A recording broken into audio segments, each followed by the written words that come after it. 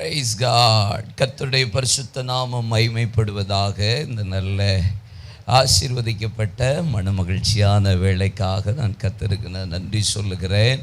இந்த நல்ல கனமான ஊழியத்தில் இந்த 25வது ஆண்டு இருக்கிறது எனக்கு தான் ஒரு பெரிய பாக்கியம். அருமையான அம்மாவுக்காக நான் கர்த்தருக்கு நன்றி சொல்லுகிறேன். அருமையான 3 பிள்ளைகள், அவங்க ரொம்ப சந்தோஷம். ஆமாம், அவங்களுடைய எல்லா மருமக்கமார்களுக்காக கர்த்தருக்கு ஸ்தோத்திரம். பேர பிள்ளைகளுக்காய் ஸ்தோத்திரம். யூனிஃபார்ம் போட்டிருக்கிற பிள்ளைகளுக்காய் ஸ்தோத்திரம். கோல்டு சாரி போட்டிருக்கிற பிள்ளைகளுக்காய் ஸ்தோத்திரம். ஆமென். வந்திருக்கிற தேவ மனிதர்கள், பரிசுத்தவான்கள் எல்லாருக்காகவும் நான் கர்த்தரை துதிக்கிறேன். ஃபர்ஸ்ட் ஃப்ளோரில் இருக்கிறவங்களுக்காக தோத்துறோம், கிரவுண்ட் ஃப்ளோரில் இருக்கிறவங்களுக்காக தோத்துறோம், படிக்கட்டில் இருக்கிறவங்களுக்காகவும் தோத்துறோம். அல்லேலூயா. மேலே இருக்காங்களா? சரி, மேலே இருக்கிறவங்களுக்காகவும் கர்த்தருக்கு ஸ்தோத்திரம். ஆமென். கர்த்தருடைய நாமம் மகிமைப்படுவதாக. அருமையான கோயில் பிள்ளை ஐயா, கோயில்பட்டிக்காரர்னு நினைக்கிறேன், தோத்திரம். நம்ம ஊர் தான். கர்த்தருக்கு மகிமை. அங்கேருந்து இங்கே வந்து கர்த்தருடைய ஊழியத்தை அவங்க நிறைவேற்றி, அருமையான தாயாரோ இன்றைக்கி தியாகத்தோட பிள்ளைகள் எல்லாரும் இணைந்து நிற்கிறது ஒரு பெரிய ஆசீர்வாதம். நீ பயங்கரமாக பாடுறப்பா, எனக்கே பயமாயிட்டு. நான் பாடவே கூடாதுன்னு முடிவு பண்ணிட்டேன். பயங்கரமாக பாடுது. அது இப்போ நம்ம தப்பாக பாடிட்டோன்னு வச்சுக்கோங்களேன். அந்த அளவுக்கு கர்த்தர் கிருபை கொடுத்துருக்கிறார். பெரிய இரக்கம். தேவன் நல்லவர். அல்லேலூயா. இந்த கடைசி காலம் இது ஒரு எழுப்புதலின் காலம்.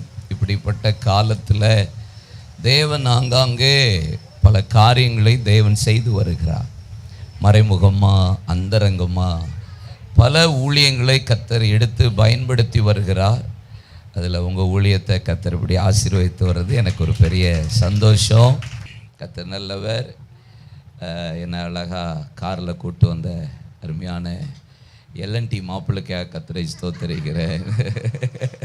அவங்க இந்த ஸ்தோத்திர அன்பு பிரதர், அவங்க நல்லா ட்ரைவ் பண்ணி வேகமாக வந்தாங்க. அவங்களுக்காக தம்மா மோசஸ் ஸ்தோத்திரம். எத்தனை பேர் சந்தோஷமாக இருக்கீங்க? ஆமென். 25 ஆண்டு எவ்வளோ பெரிய ஊழியம் இல்லை? எனக்கும் 25 வயசு தான் ஆகுது. அம்மா வந்து உங்களை என்னன்னு கூப்பிடுன்னு கேட்டாங்க. பிள்ளைன்னு கூப்பிடுங்க, அதுதான் எனக்கு பெரிய பாக்கியம். அல்லேலூயா. ஆமென். அந்த பெரிய ஒரு ஆசீர்வாதம் உண்டாவதாக. ஒரு காரியத்துக்காக நாம் ஜெபிக்க போகிறோம். நல்லா போராடி ஒரு காரியத்தை நான் உங்களோட ஷேர் பண்ணிவிட்டு அதற்காக நம்ம கொஞ்ச நேரம் ஜெபம் பண்ணி இந்த 25வது ஆண்டு ஒரு பெரிய உத்வேகத்தோட கர்த்தர் உங்களை உள்ளே அழைத்து கொண்டு போவாராக. அல்லேலூயா சொல்லுங்க. இந்த கடைசி கால எழுப்புதல் என்பது ரொம்ப தீவிரமாக இருக்கிறது. எழுப்புதல் அப்படிங்கிற வார்த்தை வேதத்தில் முதல் முறை எங்கே வந்திருக்கிறது என்றால், ஆதியாகமத்தின் புஸ்தகத்தில் நீங்கள் வாசித்தீங்கன்னா 45ஆம் அதிகாரத்தில் அங்கே சொல்லப்பட்டிருக்கிறது. யாக்கோபின் ஆவி தாழ பாதாளத்துக்கு இறங்கி இருந்தது. யோசேப்பு மரித்ததுனால யாக்கோபின் ஆவி பாதாளத்துக்கு இறங்கி இருந்தது. ஆனால் யோசேப்பு இருக்கிறான் என்று கேள்விப்பட்ட உடனே, யோசேப்பின் வார்த்தையை கேட்ட உடனே, யோசேப்பின் வண்டியை கண்டவுடனே யாக்கோபின் ஆவி உயிர்ப்பித்தது. ரிவைவ், ஒரு உயிர் மீட்சி அடைந்தது. முதல் எழுப்புதல் என்று சொன்னால் ஆதியாகமத்தில் யாக்கோபுக்கு தான் உண்டாயிருந்தது. ஏன் யாக்கோபுக்கு மாத்திரம் இந்த வார்த்தையை கர்த்தர் விசேஷமாக உபயோகப்படுத்த வைத்தார் என்றால், சபைங்கிறது ஒரு பெரிய தேவனுடைய இருதயத்தில் இருக்கிறது. சபை வந்து வெரி இம்பார்ட்டன்ட். இயேசு இந்த பூமியில் வந்தபோது எப்படி வெளிப்பட்டார்? எப்படி பிறந்தார்? கன்னியின் வயிற்றில் பிறந்தார். மரியாளுடைய கர்ப்பம். கரெக்டா?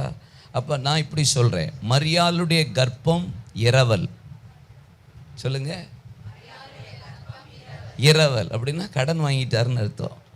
கடன் வாங்கி பிறந்தார். மரியாளுடைய கர்ப்பம் இரவல். சத்தமாக சொல்லுங்க. சரி, இயேசு பூமிக்குள்ள வந்து அவர் ஊழியத்தை ஸ்டார்ட் பண்ணி பேதுருவை பார்க்குறாரு. பேதுருவை பார்த்த உடனே உன் படகு எனக்கு தா, நான் பேச போகிறேன், பிரசங்கம் பண்ணேன். அப்போ படகு சத்தமா, படகும் இரவல். ரைட்டு. அடுத்தது மலை பிரசங்கம் பண்ணுறாரு 5, 6, 7 அதிகாரத்தில். 5 அப்போ 2 மீன் 5000 பேரை போஷித்தார்ன்னு இருக்கு. 7 அப்போ ஒரு சில மீன்களை கொண்டு 4000 பேருக்கு போஷித்து 7 கூட மீதி எடுத்தார். அப்போது அதில் 5 அப்போ 2 மீனை இவ்வளோ பேருக்கு போஷிச்சாருன்னா அந்த 5 அப்போ 2 மீன் கேட்கல, அதுவும் நம்மால் இரவல் தான். சரி, இயேசு போகிறார் பாருங்க. அப்படியே போயிட்டு முறை ஆண்டவர் அப்படியே காணா ஒரு கல்யாணத்துக்கு போகிறாரு. அங்கே ஒரு கச்சாடி இருக்கிறது, தண்ணியை நிரப்புங்க அப்படின்னு சொல்கிறாரு. அது எல்லாமே இரவல். சரி, இயேசுவை சிலுவையில் அடிக்க கொண்டு போகிறார்கள்.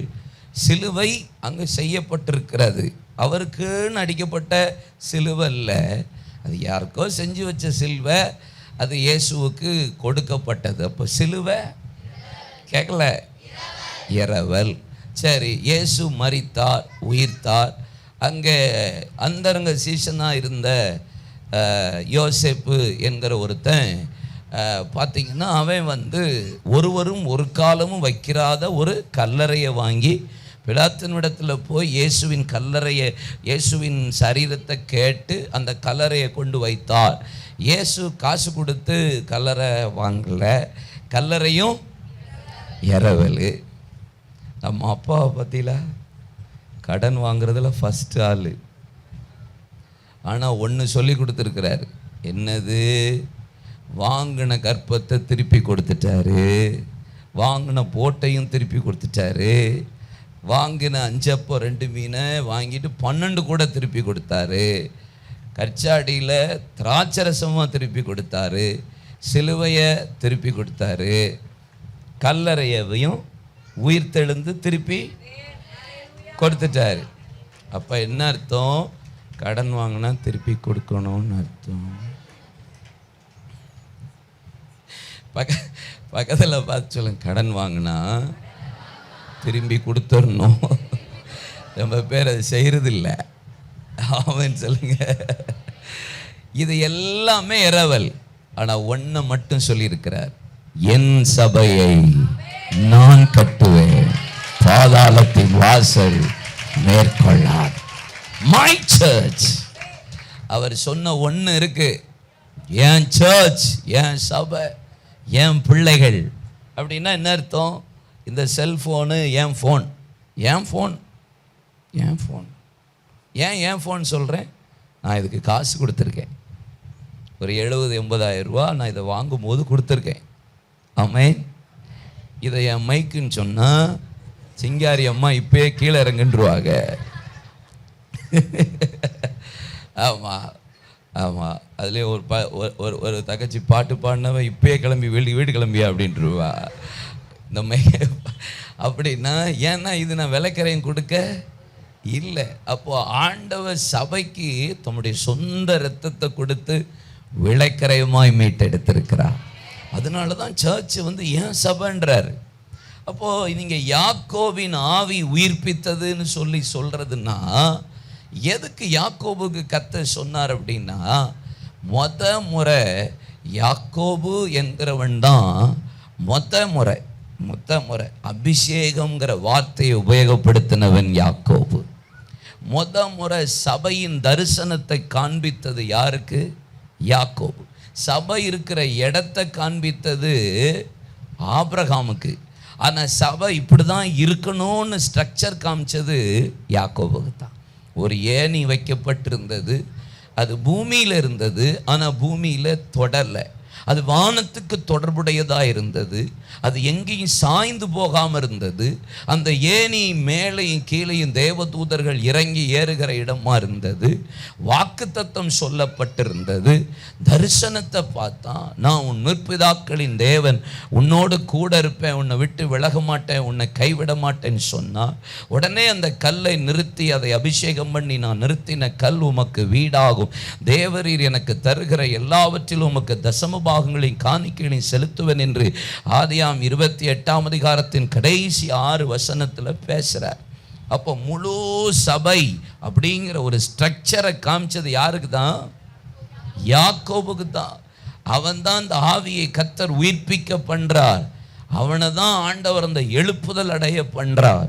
சபையை குறித்த தரிசனம் எந்த மனுஷனுக்குள்ள இருக்கோ, சபைக்குள்ள வெளிப்பாடும் தரிசனங்களும். யாக்கோபுக்கு என்ன வந்தது? தரிசனம். எப்போ வந்தது?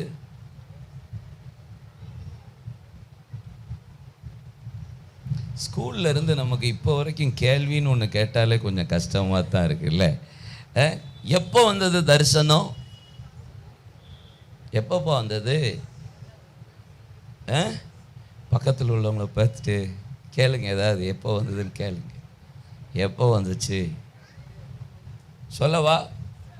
சொல்லட்டா?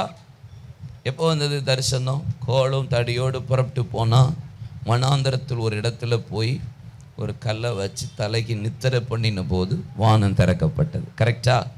ஆமாம். அப்போ உங்களுக்கு எத்தனை பேருக்கு தரிசனம் பார்க்கணுன்னு விரும்புகிறீங்க? எத்தனை பேருக்கு தரிசனம், இப்படிப்பட்ட தரிசனம் வேணும்னு ஆசைப்படுறீங்க? மேலே கீழே எல்லா இடத்துலையும் அப்படியா? ஆமாம். இன்னைக்கு நைட்டு உங்களுக்கு கர்த்தர் தரிசனம் தரணும்னு எத்தனை பேர் ஆசைப்படுறீங்க? பார்க்கணுமா? சரி, போகும்போதே ஒரு பெரிய கல் எடுத்துகிட்டு போங்க. போய் தலையில் வச்சுட்டு இன்னைக்கு நைட்டு தூங்குங்க, டக்குன்னு வானம் திறந்துடும். ஆமீன் சொல்லுங்க. எப்போ தரிசனம் வரும் தெரியுமா?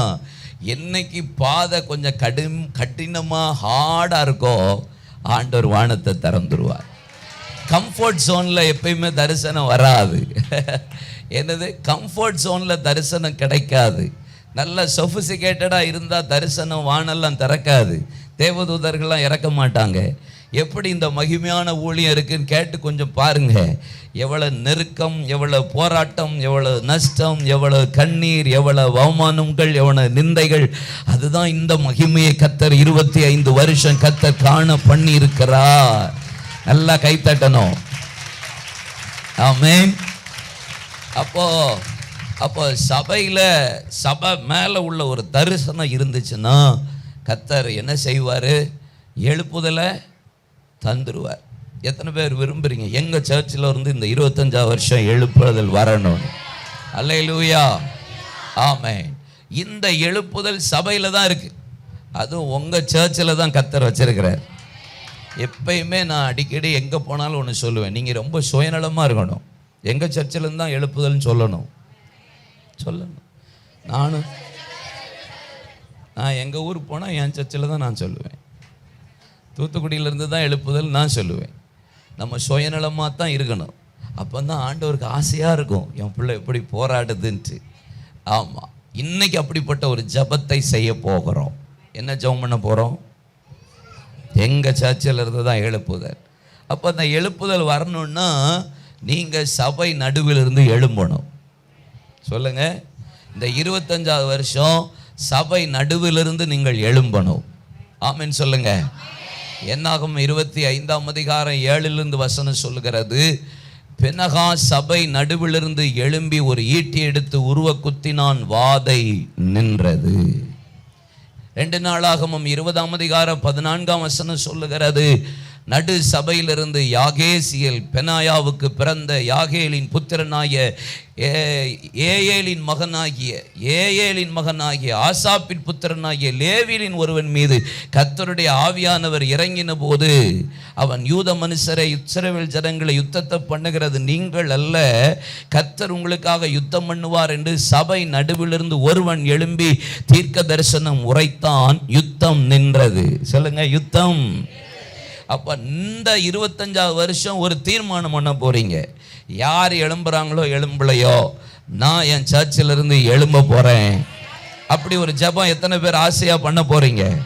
இந்த சபையிலிருந்து நான் எழும்பி கர்த்தருக்காக காரியங்களை செய்ய போறேன். இவங்க வருவாங்க அவங்க வருவாங்கலாம் நான் எதிர்பார்க்க போறதில்லை. இனி நான் எழும்ப போறேன். ஜெபம் இல்லாமா முழங்கால் போட முடியுமா உங்களால? ஆமாம், எழும்புனா சரி வராது. முழங்கால் போடுங்களேன் எல்லாரும். நல்ல ஆவியில் நிரம்பி ஒரு 5 நிமிட ஜபந்தான். வேகமாக பவர்ஃபுல்லாக ஜபிக்கணும். 5 to 10 minutes prayer only. இந்த 25வது வருஷம் இந்த ஆண்டு கர்த்தர் எங்கள் சபை நடுவிலிருந்து கர்த்தர் எங்களை எழும்ப பண்ணணும். எங்கள் சபையிலிருந்து எழுப்புதலை கர்த்தர் தரணும். Are you ready to pray? ஜபிக்கலாமா? ஆமே. கை கட்டக்கூடாது. ஜெபம் பண்ணும்போது கை கட்டக்கூடாது, கண்ணை திறக்கக்கூடாது, வாயை மூடக்கூடாது. நல்லா ஓப்பனாக வாயை திறந்து போராடணும். இங்கே வந்திருக்கிற தேவ மனிதர்கள் உங்கள் சபையில் நீங்கள் அப்படி ஒரு ஜெபம் பண்ணுங்க. ஒரு பினகா சபை நடுவில் இருந்து எழும்பினான், வாதை நின்றது. ஒரு யாகேசியல் நடு சபையிலிருந்து எழும்பினான், யுத்தம் நின்றது. நடு சபையிலிருந்து எழும்பணும். நடு சபையிலிருந்து சபை நடுவிலிருந்து எழும்பணும். இன்னைக்கு கடைசி கால எழுப்புதலுக்கு சிலரை கர்த்தர் அப்படிதான் தேடுறா. வாயை திறங்க, வாயை திறங்க. நீங்க தான் வாயை திறந்து ஜெபிக்கணும், ஜெபிக்கணும். கொஞ்சம் ரிவோக் வைங்களேன். ஹல்லேலூயா, ஹல்லேலூயா, ஹல்லேலூயா. ஜெபிங்க, ஜெபிங்க, ஜெபிங்க, ஜெபிங்க, ஜெபிங்க. ஹல்லேலூயா. நல்ல வாயை திறந்து அந்நிய பாஷை பேசி இந்த 25வது ஆண்டு சபை நடுவிலிருந்து நடு சபையிலிருந்து ஒரு அக்னி வெளிப்படட்டும். ஆண்டவரே, எங்க திருச்சபையிலிருந்து கர்த்தர் ஒரு மறுரூபம், ரொம்ப வேண்டாம். ஹல்லேலூயா. லைட்டா ஹல்லேலூயா, ஹல்லேலூயா. Trinity Evangelical Worship Center இந்த நாளிலிருந்து பற்றி பிடிப்பதாக. எங்க திருச்சபை நடுவிலிருந்து இனி எழும்பணும். சிலரை கர்த்தர் இந்த 25வது ஆண்டு எழுப்ப பண்ண போகிறார். சிலரை கர்த்தர் எழுப்ப பண்ணுகிறார். சகரியா 9ஆம் அதிகாரம் 12-13 வசனம். யூதாவே, நான் உன்னை ஏற்றுவேன். எப்ராயிமே, நான் உன்னை நிரப்புவேன். சீயோனே, நான் உன்னை எழுப்புவேன். எதுக்கு தெரியுமா? உன்னை பராக்கிரமசாலியின் பட்டயமாய் மாத்த. சீயோனே, நான் உன்னை எழுப்ப போறேன். ஏ சீயோனே, நான் உன்னை எழுப்ப போறேன். எப்ராயிமே, நான் உன்னை நிரப்ப போறேன். நான் உன்னை நிரப்புற நேரம் வந்துச்சு. ஏன் உன்னை இவ்வளவு வருஷம் வளைச்ச? இந்த 25 ஆண்டு காலம் ஏன் வளைத்த? ஏன் உன்னை நானேற்றினேன் தெரியுமா? உன்னை பராக்கிரமசாலியின் பட்டயமாய் மாத்த. ஜெபிக்கணும், ஜெபிக்கணும். வாயை திறக்கணும். வாலிப பிள்ளைகள் ஜெபிங்க. வாலிப பிள்ளைகள் வாயை திறங்க. வாயை திறந்து, ஆண்டவரே, ஆண்டவரே, உங்களை வளைக்கிறாரா? உங்களை நிரப்புறாரா? உங்களை எழுப்புறாரா? You can understand. ரெட்டிப்பான நன்மையை தரப்போகிறேன். அதை நான் இன்றைக்கே தரப்போகிறேன். நம்பிக்கையுடைய சிறையை அரணுக்கு திறந்து இன்னைக்கு ரெட்டிப்பான் double portion of blessing, double portion of anointing, double portion of gift. Ora kandaralaga uda kandaralagadana mama kandaralagadiya karalava. ஜெபிக்கணும், ஜெபிக்கணும், ஜெபிக்கணும், ஜெபிக்கணும். உமக்கு நன்றி. 25வது ஆண்டு தேவ மகிமை வெளிப்படட்டும். இன்னும் இன்னும் இன்னும் அதிகமாய் கிரியை செய்ய கர்த்தர் உதவி செய்யும். இயேசுவின் நாமத்தில் பிதாவே. உட்காருவோம். சங்கீதம் 126ஆம் சங்கீதத்துக்கு நேராக உங்களை திருப்பிக் கொள்ள விரும்புகிறேன். Song 126. எல்லாரும் எடுத்துட்டீங்களா? கவனிங்க. சங்கீதம் 126. சியோனின் சிறையிருப்பை திருப்பும் போது சொப்பனம் காண்கிறவர்களைப் போல இருந்தோம். அப்பொழுது கர்த்தர் எங்கள் வாயை நகைப்பினாலும் எங்களை சந்தோஷத்தினாலும் நிரப்ப பண்ணினார். கர்த்தர் அவர்களுக்கு அவர் பெரிய காரியங்களை செய்தார். இது நிமித்தம் நாங்கள் மகிழ்ந்து இருக்கிறோம். தெற்கத்தி வெள்ளங்களை திருப்புகிறது போல எங்கள் சிறையிருப்பை திருப்புகிற தேவன். ஆமென். அள்ளி தூவும் விதைகளை சுமந்து கொண்டு போகிறவன் அழுது கொண்டே போகிறான். தாம் அறுத்த அரிகளை சுமந்து கொண்டு கம்பீரத்தோட திரும்புவான். ஒரே ஒரு வசனம் விட்டனே. என்ன வசனம்? இல்ல கர்த்தர் எங்களுக்கு பெரிய காரியங்களை செய்தார், இது நிமித்தம் நாங்கள் மகிழ்ந்திருக்கிறோம். ஹல்லேலூயா, ஆமென், ஆமென். எவ்வளவு அருமையான ஒரு வாக்குத்தத்த வசனம். உங்க 25வது வருட இந்த ஆனிவர்சரிக்கு ஆண்டவர் என் இருதயத்தில் உங்களுக்கு சொல்லி அனுப்ப சொன்ன ஒரு வார்த்தை. ஆண்டவர் இந்த 25வது ஆண்டிலிருந்து பெரிய காரியங்களை கர்த்தர் உங்களுக்கு செய்ய போகிறார். மெதுவா தட்டுங்க, ஒன்றும் அவசரம்லாம் இல்லை. ஆமென். என்ன செய்ய போறாராம்? பெரிய காரியங்களை தேவன் செய்ய போகிறார். பெரிய காரியங்களை சபைக்கு மாத்திரம் அல்ல, இந்த ஊழியர்களுக்கு மாத்திரம் அல்ல, இந்த திருச்சபைக்கு மாத்திரம் அல்ல, இங்க வந்திருக்கிற ஒவ்வொருடைய தனிப்பட்ட வாழ்க்கையிலும் தேவன் பெரிய காரியங்களை தேவன் செய்ய போகிறார். இதுவரைக்கும் நீங்கள் கண்ணீரோடு விதைத்தீர்கள், இந்த ஆண்டுக்கு பின்பாக கம்பீரத்தின் நாட்களை காண போகிறீர்கள்.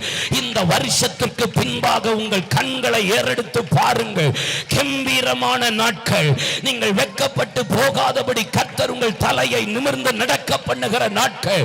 இனி கம்பீரமான நாட்கள். தலை குனிந்த நாள் முடிகிறது, அவமானப்பட்ட நாள் முடிகிறது, வெட்கப்பட்ட நாள் முடிகிறது, கூனி குறுகி போன நாட்கள் முடிகிறது, இனி வெளியவே வர முடியாது என்று சொன்ன நாள் முடிகிறது. இந்த இரவு I prophesy, இந்த இரவு நான் தீர்க்க தரிசனமாய் சபையே, ஊழியனே, ஊழியக்காரியே, தேவ ஜனமே, என் தேவ பிள்ளைகளே, இதுவரைக்கும் நீ உங்கள் பிள்ளைகளுக்காக, ஆத்துமாவுக்காக, சபைக்காக, உங்கள் சந்ததிக்காக, உங்கள் பிள்ளைகளுக்காக, உங்கள் வியாபாரத்துக்காக, ஆவிக்குரிய நன்மைக்காக எதுக்கெல்லாம் கண்ணீரோடு விதைத்தீர்களோ, இனி கம்பீரா, இனி கம்பீரா, இனி கர்த்தர் உங்கள் தலையை நிமிர்ந்து அல்லேலூயா, ஆமென். புறஜாதிகளும் சொல்ல போகிறார்கள், கர்த்தர் இவர்களுக்கு பெரிய காரியங்கள் செய்தார் என்பதாக. புறஜாதிகளும் சொல்ல போகிறார்கள், கர்த்தர் இவர்களுக்கு பெரிய காரியங்கள் செய்தார் என்பதாக. ஆதியாகமத்தின் புத்தகம் 26ஆம் அதிகாரம் 25 வசனத்தை வாசித்து பாருங்கள். அபிமெலேக்கரும் கேரூரார் மேய்ப்பரும் ஈசாக்கு நடத்தல வந்தபோது, ஈசாக்கு விதை விதைத்தான், 100 மடங்கு பலனை கொடுத்தான். அவன் ஏசேக்கு சித்தனா என்று துறவை தோண்டினா, அதில் வாக்குவாதம் சண்டையும் உண்டாயிருந்தது. ஆனால் கர்த்தர் அதை விட்டு கொடுக்கும்படி செய்தபோது ரெகோபோத்தை தேவன் காணும்படி செய்தார். பழுகி பெருகும்படி கர்த்தர் எனக்கு இடம் உண்டாக்கினான் என்று சொன்னார். அவன் பெயர்சபாவுக்கு போய் அங்கே தனக்கு கர்த்தருக்கு ஒரு பலிபீடம், தனக்கு ஒரு கூடாரம், குடும்பத்துக்கு கூடாரம், ஜனங்களுக்கு துறவை தோண்டி, கன்று அங்க மிருகங்களுக்கு துறவை தோண்டி அவன் செய்தபோது, அதற்கு பின்பாக அபிமெலேக்கரும் கேரூரான் மேய்ப்பரும் சொன்ன ஒரு வார்த்தை என்ன தெரியுமா? கர்த்தர் இவனோடு கூட இருக்கிறாராமே, இவன் செய்வதெல்லாம் கர்த்தர் வாய்க்க பண்ணுகிறாராமே, இவனோடு போய் நாம் உடன்படிக்கை பண்ணி கொள்ளுவோம் என்று பெரிய காரியம் செய்யப்பட்ட போது, அல்லேலூயா, நான் சொல்றேன், புறஜாதிகளும் சொல்லுகிற காலம் வருகிறது, கர்த்தர் இவர்களுக்கு பெரிய காரியங்கள் செய்தார். ஆமே. 1 சாமுவேலின் புத்தகம் 7ஆம் அதிகாரம் அதனுடைய 12ஆம் வசனத்திலிருந்து வாசித்து பாருங்கள். மிஸ்பாவுக்கும் சேனுக்கும் நடுவாக ஒரு கல்லை நிறுத்தி, கர்த்தர் இம்மட்டும் எனக்கு உதவி செய்தார், எபனேசர் என்று பெயரிட்டு, பெலிஸ்தியர்கள் மத்தியில் தேவன் கொக்கரிக்கும்படி ஒரு இடிமுழக்க சத்தத்தை உண்டாக்கி பெலிஸ்தியர்களை சங்காரம் பண்ணினதற்கு பின்பாக 13, 14 வசனங்கள் சொல்லுகிறது. இதோ சத்துருக்கள் தாழ்த்தப்பட்டு போனார்கள், அவர்கள் இழந்ததெல்லாம் திருப்பி கொடுத்தார். அதுல ஒரு வசனம் சொல்லப்பட்டிருக்கிறது, எக்ரோன் மற்றும் எங்கெல்லாம் சத்துரு புறப்பட்டு அங்கே இஸ்ரவேல் ஜனங்களுக்கு விரோதமாய் எழும்பினானோ, அந்த சத்துருவையும் இஸ்ரவேல் ஜனங்களோடு உடன்படிக்கை பண்ணும்படி கர்த்தர் அவர்களோடு கூட இருக்கிறார் என்று காண்பிக்கும்படி செய்தது உண்மையானா? இந்த இரவு நான் உங்களை பார்த்து சொல்லுகிறேன், இந்த 25வது வருடம் கண்ணீரோடு விதைத்தீர்கள்.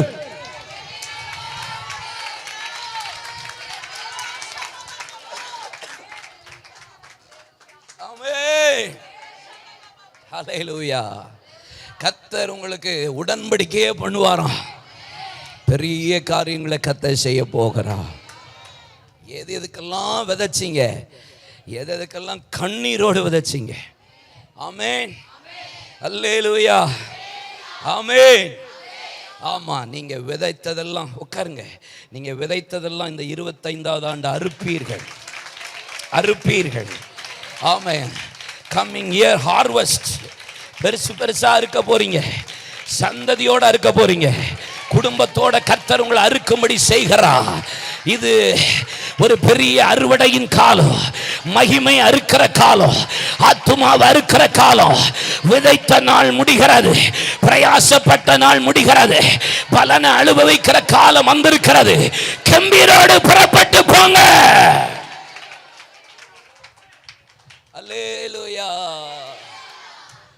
எனக்கே ஒரு மாதிரி துள்ளுதையா அப்படி இருக்கு, என் ஆவியெல்லாம் அப்படியே துள்ளுது ஒரு மாதிரி. ஆமாம், உங்களுக்கு அப்போ எப்படி இருக்குன்னு எனக்கு தெரியல, என் ஆவி ரொம்ப துள்ளுது. கர்த்தர் ஒவ்வொருவருக்கும் பெரிய காரியங்களை செய்வார். இங்கே இருக்கிற சில ஊழியர்களுக்கு ஆண்டவர் அந்த பெரிய காரியங்களை செய்ய விரும்புகிறார். ஹல்லேலூயா. சரி, செய்வாரா மாட்டாரா? கண்டிப்பாக கட்டாயம் செய்வார்ட்டார். எனக்கு தான் முதல்ல, நான் ரொம்ப சுயநலவாதின்னு உங்கள்கிட்ட சொல்லிட்டேன்ல. ஆண்டவர் காரியத்தில் வசனத்தில் பொல்லாத ஆள், நான் முதல்ல பிடுங்கிடுவேன். யாக்கோவ மாதிரி நான் ஆசீர்வாதத்தை வாங்கிடுவேன். ஆமென் சொல்லுங்க. ஆண்டவர் பெரிய காரியங்களை செய்கிறவர். ஆமென், பிரைஸ் காட். அவர் பாஸ்ட் டென்ஸுக்கும் அவர் தான் ஆண்டவர், ப்ரெசன்ட் டென்ஸுக்கும் அவர் தான் ஆண்டவர், ஃப்யூச்சருக்கும் அவர் தான் ஆண்டவர். கடந்த காலமும் பெரிய காரியங்களை செய்தார், இப்பையும் பெரிய காரியம் செய்து கொண்டிருக்கிறார், இனிமேலும் பெரிய காரியங்களை செய்ய போகிறார். ஆமென். எத்தனை பேர் நம்புறீங்க? சூப்பர். சரி, ஒவ்வொரு வசனமாக நான் உங்களுக்கு சொல்ல விரும்புகிறேன், என்னோடு திருப்பிக் கொள்ளுங்கள். 2 சாமுவேலின் புஸ்தகம் 7ஆம் அதிகாரம் அதனுடைய 23ஆம் வசனம். யோபு 5ஆம் அதிகாரம் அதனுடைய 9ஆம் வசனம். யோவேல் தீர்க்கதரிசன புஸ்தகம் 2ஆம் அதிகாரம் அதனுடைய 20ஆம் வசனம். அப்படியே ஒவ்வொரு வசனமாக குறிச்சுக்கோங்க, நான் ஒன்றா சொல்கிறேன், சரியா? முதல்ல சொல்கிறேன், ஆண்டவர் நமக்கு சொல்கிற பெரிய காரியம் என்ன செய்தாராம்? 2 சாமுவேல் 7:23. தாவீதை கர்த்தர் யுத்தமே இல்லாதபடி இளைப்பாற பண்ணியிருக்கிறார். சத்துருக்களுக்கு நீங்களாக்கி கர்த்தர் அவனை இளைப்பாற பண்ணின போது கேதுரு மரங்களினால் செய்யப்பட்ட மச்சுப்பாவப்பட்ட வீட்டில் அவன் வாசமாக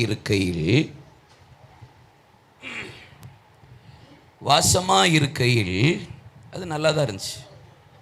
வீட்டில் தாவீது வாசமாக இருக்கையில் யுத்தமே இல்லாத ஒரு இளைப்பாறுதல் காலம். அப்போ இளைப்பாரி கொண்டிருக்கிறான், அவனுக்குள்ள ஒரு பாரம் வருது.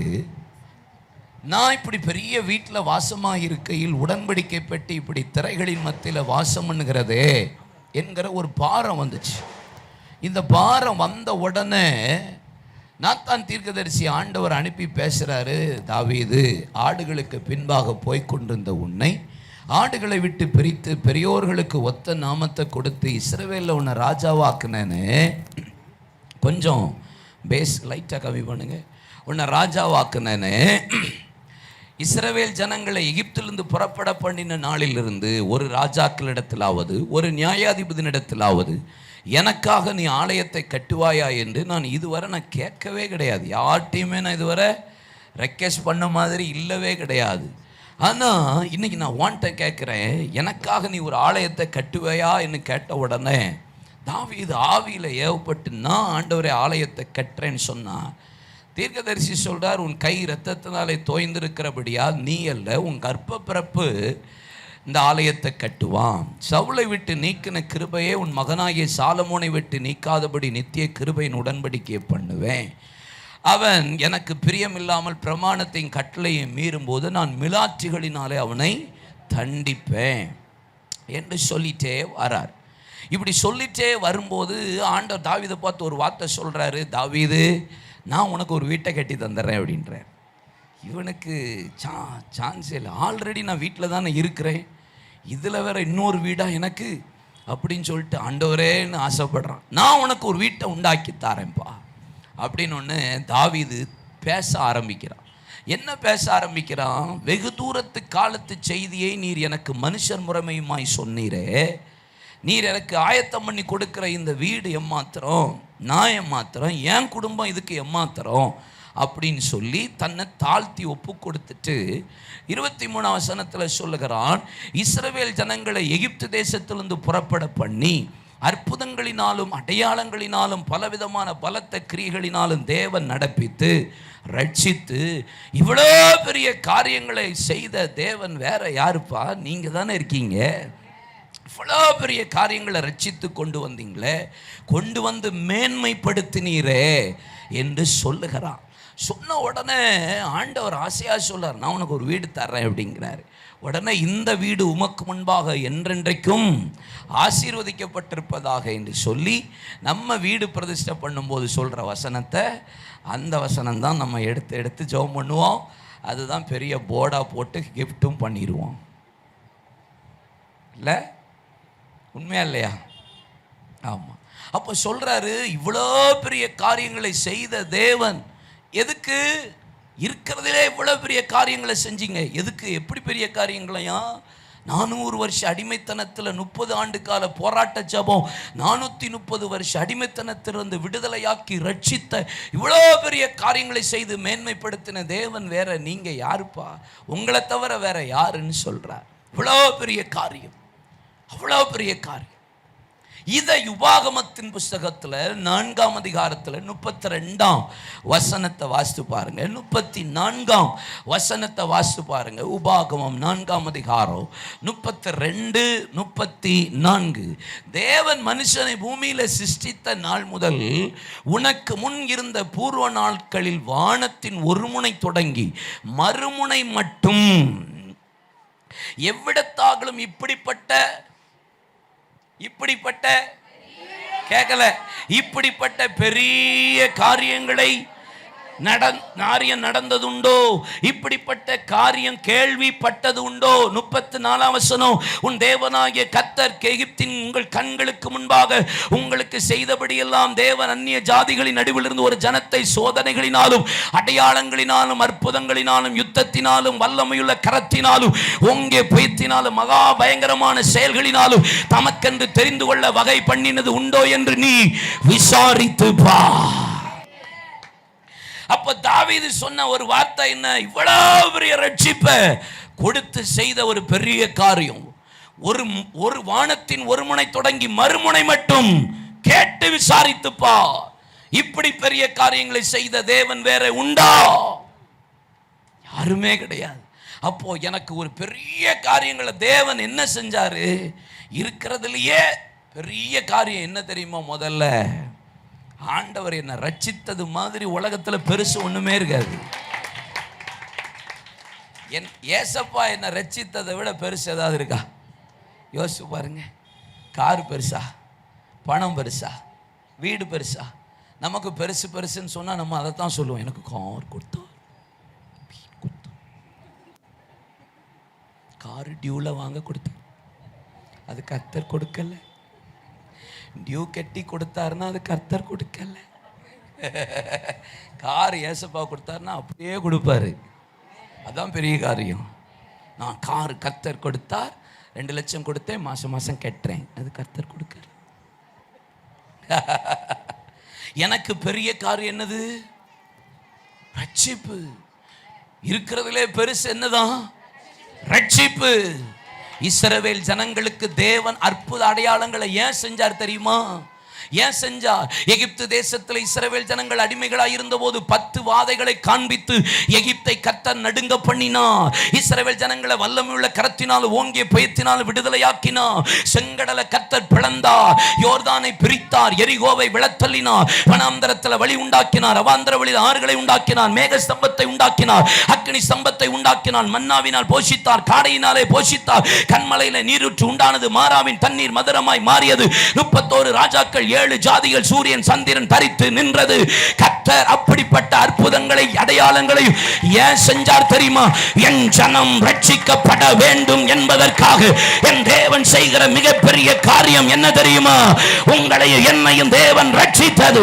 ஏன் அற்புத அடையாளங்களை தேவன் இன்றைக்கு செய்து கொண்டிருக்கிறார்? தேவ ஜனங்கள் ரட்சிக்கப்பட வேண்டும் என்று ஒரு பெரிய காரியம். இந்த 25வது ஆண்டு இந்த திருச்சபைக்கு ஆவியானவர் சொல்லுகிற வார்த்தை, அன்னைக்கு செய்த தேவன் இன்னைக்கும் செய்ய வல்லமை உள்ள அதே ஆண்டவர் இன்றைக்கும் உங்களுக்கு அற்புத அடையாளங்கள் இந்த இரவு செய்ய அவர் பெரிய காரியங்களை செய்ய போதுமானவர்.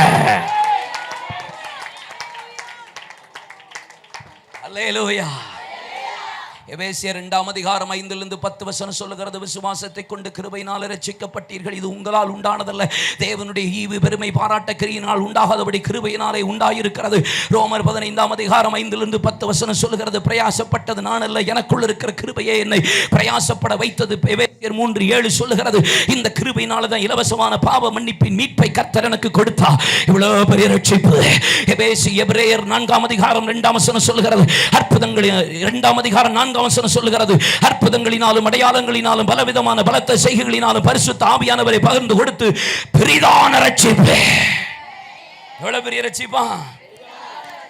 இதை விட பெரிய காரியம் வேலை என்ன இருக்கு?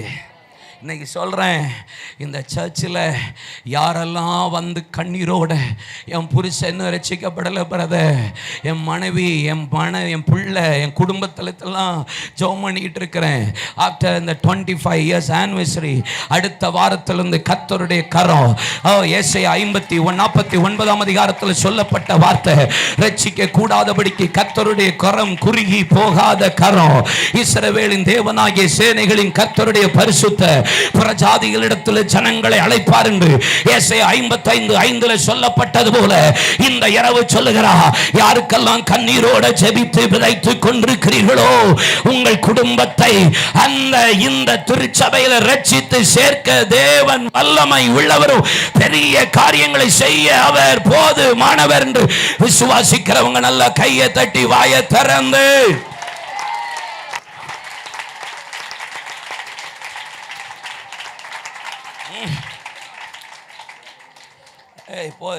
போண்டா பிள்ளைகள் பாவம், அப்புறமேட்டு மடியில் உட்காந்துக்கிறேன். அல்லேலூயா, தோத்திரம். செய்வார மாட்டாரா? இதை விட பெரிய காரியம் வேற என்ன இருக்கு?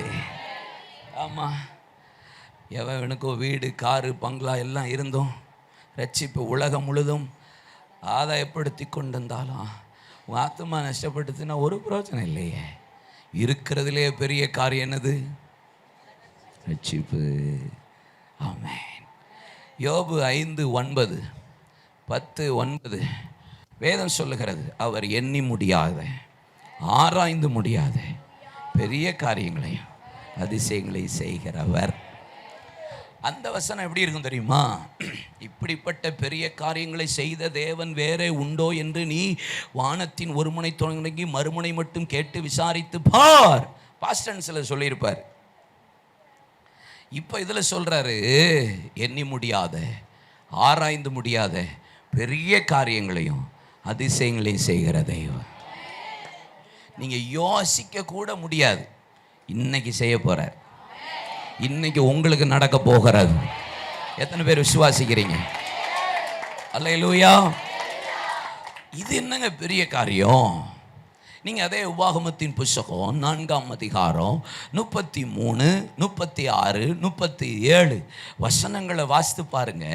இதில் போடப்பட்டிருக்கிறது, அக்கினியின் நடுவிலே தேவன் எழுந்தருளி. இப்படி தேவன் எந்த மனிதனிடத்தினாவது பேசினது உண்டா? அவர் பேசி அவன் உயிரோடு இருந்தது உண்டா? இல்லை, நல்லா இருக்குல்ல? இதெல்லாம் எவ்வளோ அருமையான வார்த்தை பாருங்க. எனக்கு இப்படிலாம் அப்படி கெத்தா பேசுகிற வசனம்லாம் ரொம்ப, அவரை பேசுகிற வசனம்லாம் எனக்கு ரொம்ப பிடிக்கும். உண்டா? பாடுறா, இல்லே பாடுறா பாடுறா, நாங்கள்லாம் மதுரைக்காரங்கடா. ஆமென். அப்படி சொல்லுவாங்கள்ல, மதுரைக்குன்னே ஒரு கெத்து உண்டு, பார்த்துருக்கீங்களா? இல்லை,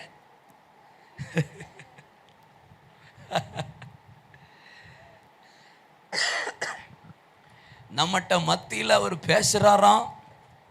அப்படி பேசி மனுஷன் உயிரோடு இருக்கிறானா? இப்படி பெரிய காரியங்கள் செய்த தேவன் வேற உண்டா? 36 வசனம் பாருங்க. அவர் உபதேசிக்கும்படி அவர் வானத்திலிருந்து தமது சத்தத்தை உனக்கு கேட்க பண்ணி பூமியிலிருந்து தமது பெரிய அக்கினியை உனக்கு காண்பித்தார். அக்கினி நடுவிலிருந்து உண்டான அவருடைய வார்த்தைகளை கேட்டாய். 37 வசனம் சொல்லுகிறது, அவர் உன் பிதாக்களின் அன்பு கூர்ந்தபடியால் அவர்களுடைய பின் சந்ததியை தெரிந்து கொண்டார். 38 வசனம் சொல்லுகிறது, உன்னிலும் பலத்த பெரிய ஜாதிகளை உனக்கு முன் நின்று துரத்தவும் உன்னை அழைத்துக் கொண்டு போய் இந்நாள் இருக்கிறது போல அவர்கள் தேசத்தை உனக்கு சுதந்திரமாக கொடுக்கவும் உன்னை தமது முகத்துக்கு முன் தமது மிகுந்த வல்லமையினால் எகிப்திலிருந்து புறப்பட பண்ணினார். என்ன முடியாத பெரிய காரியம் அப்படின்னு என்னங்க? அது என்ன பெரிய காரியம்? நான் சொல்றேன், அவர் ரட்சித்தது இருக்கிறதுலே பெருசுன்னா நான் அடுத்தது சொல்லுவேன், ஏசப்பா என்கிட்ட பேசுற மாதிரி உலகத்துல பெருசு என்ன இருக்கு? சொல்லுங்க சொல்லுங்க. கடவுள் என்கிட்ட பேசினாருங்க.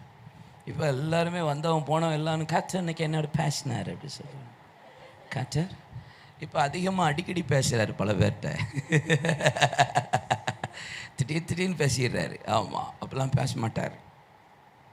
ஆமாம், ஆனால் அப்படி பேசி உங்க கூட பேசுகிறாரா? எத்தனை பேர்கிட்ட கூட ஆண்டவர் பேசுகிறார்? சொன்ன உடனே கையை உயர்த்த மட்டும் கை ஊற்றிலா நமக்கு தெரியும். ஆனால் ஆண்டவர் நம்மகிட்ட பேசுகிறாரு இல்லை? தனியாக உட்காந்து கொஞ்சம் கண்ணீர் விட்டு அழும்போது டக்குன்னு பைபிள் எடுக்கும்போது ஏன் அழுவுற அப்படின்றார, உடனே பேசிடுறாரு இல்லை? உடனே பேசிடுறாரு. ஆமாம், டக்குன்னு சர்ச்சுக்கு வரோம், துக்கத்தோடு வர்றோம், டப்புன்னு மைக்கில் பாஸ்டர் பிரசங்கம் பண்ணி பாடுறாங்க, அன்னைக்கு ஆண்டவர் என்கிட்ட பேசிடுறாரு இல்லை? உண்மையை சொல்லுங்கள். வாட்ஸ்அப் பார்க்கும்போது, ஃபேஸ்புக் பார்க்கும்போது, பலதை உருட்டிக்கிட்டு இருக்கும்போது இடையில ஆண்டவர் நீ செய்கிறது தப்பு இல்லைன்னு பேசுகிறாரு. ஆனால் அதுவும் கேட்காம உருட்டிட்டு அடுத்ததுக்கு போயிடுறோம் பாருங்க, அது பெரிய உருட்டு. நீங்கள் உருட்டுவீங்களே, பயங்கரமான உருட்டு. நீ போகும்போது என்னை பார்த்துட்டு போ. அல்லேலூயா. நான் ஒரு நாள் மணி என்னடா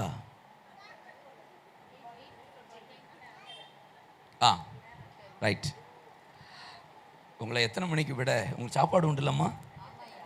அப்போ விட விடாதியா? நான் உங்களை விட்டு விலகுவதும் இல்லை, உங்களை விட்டு பிரிவதும் இல்லை. ஆமாம், எனக்கு உடனே எல்லாம் போகவும் இஷ்டம் இருக்காது. சாப்பாடு இருக்கும்போது எத்தனை மணிக்கு ஒன்று போகலாம்ல? ஆமாம், டிராஃபிக்லாம் ரொம்ப ஃப்ரீயாக இருந்துச்சு, அதனால் ஒன்றும் பிரச்சனை இல்லை, வீடு போய் நீங்கள் சேர்ந்துடலாம். இல்லைன்னா நானே உங்களை வீட்டில் கொண்டு ட்ராப் பண்ணுறேன், ஒன்றும் குழப்பம் இல்லை. நான் ஒரு நாள் ஏசப்பாவை அறிந்து இந்து குடும்பத்திலிருந்து ரட்சிக்கப்பட்டு நான் சபைக்கு வந்த பொழுது, நான் ரட்சிக்கப்படுறதுக்கு முன்னாடி ரொம்ப நல்ல பையன். ஏன் சிரிக்கீங்க பிள்ளைகளா? எவ்வளோ சேட்டை இருக்குது உங்களுக்கு. நான் நல்ல பையன் சொன்னால் நம்பவே மாட்டாங்க போல இருக்கு. உண்மையிலேயே நான் நல்ல பையன்ப்பா. ஆமான்னு சொல்லுங்க. ஆமாம், என்ன கொஞ்சம் குடிப்பேன். ஆமாம், காலேஜ் போகும்போது கத்தியோடு போவேன், அது வேறு விஷயம். அதுக்கும் இதுக்கும் நல்ல பையன் கெட்ட பையங்கிறதுல என்ன இருக்குது? என்ன அதுதான் நல்ல பையன் தான். என்ன எல்என்டி ஓகேவா? சோத்திரம்.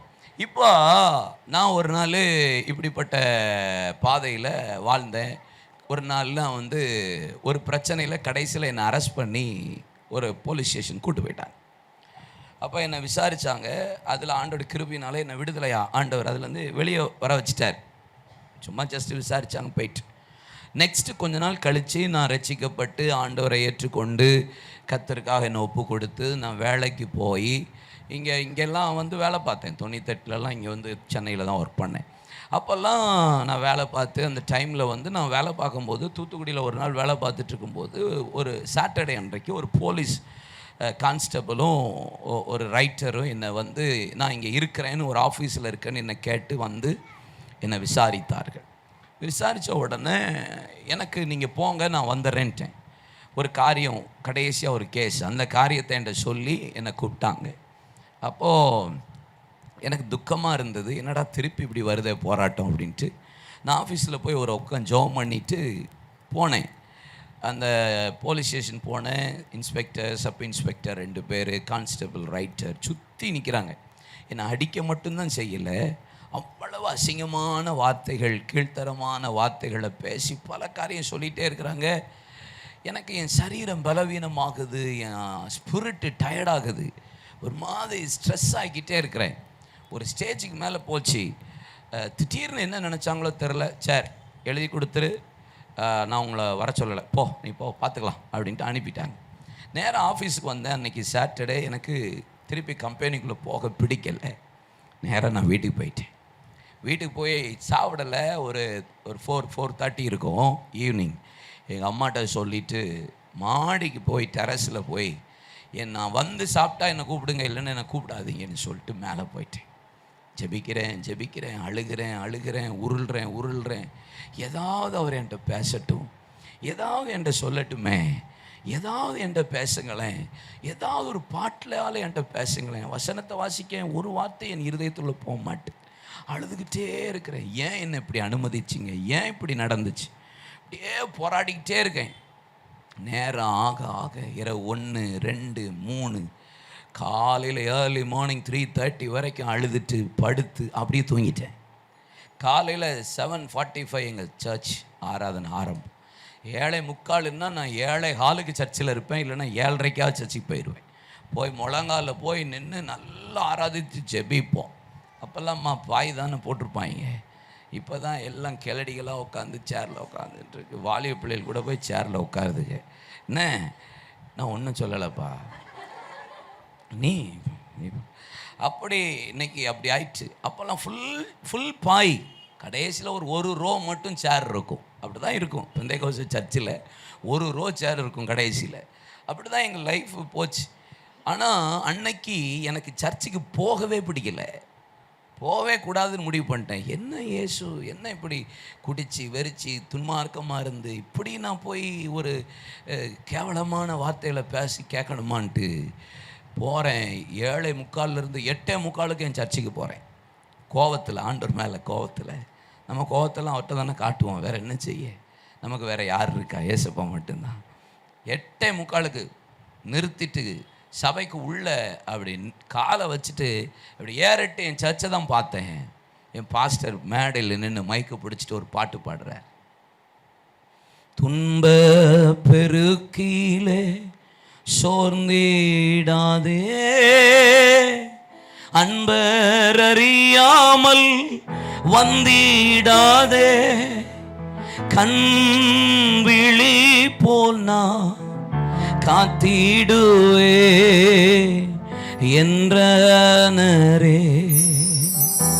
சுற்றிலும் சத்துரு சூழ்ந்திடினும் யாகூலம் உன்னை விரட்டிடினும், சுற்றிலும் சத்துரு சூழ்ந்திடினும் யாகூலம் உன்னை விரட்டிடினும், ஏங்கிடாதே நீ நேசரதில் தோன்றுவாரே, ஏங்கிடாதே நீ நேசரதில் தோன்றுவாரே. அன்பராம் இயேசுவை பார்த்து கொண்டு இன்பமாக அவர் பாதையோடு தாமே வழியும் சத்தியமும் ஜீவனுமே, தாமே வழியும் சத்தியமும் ஜீவனுமே.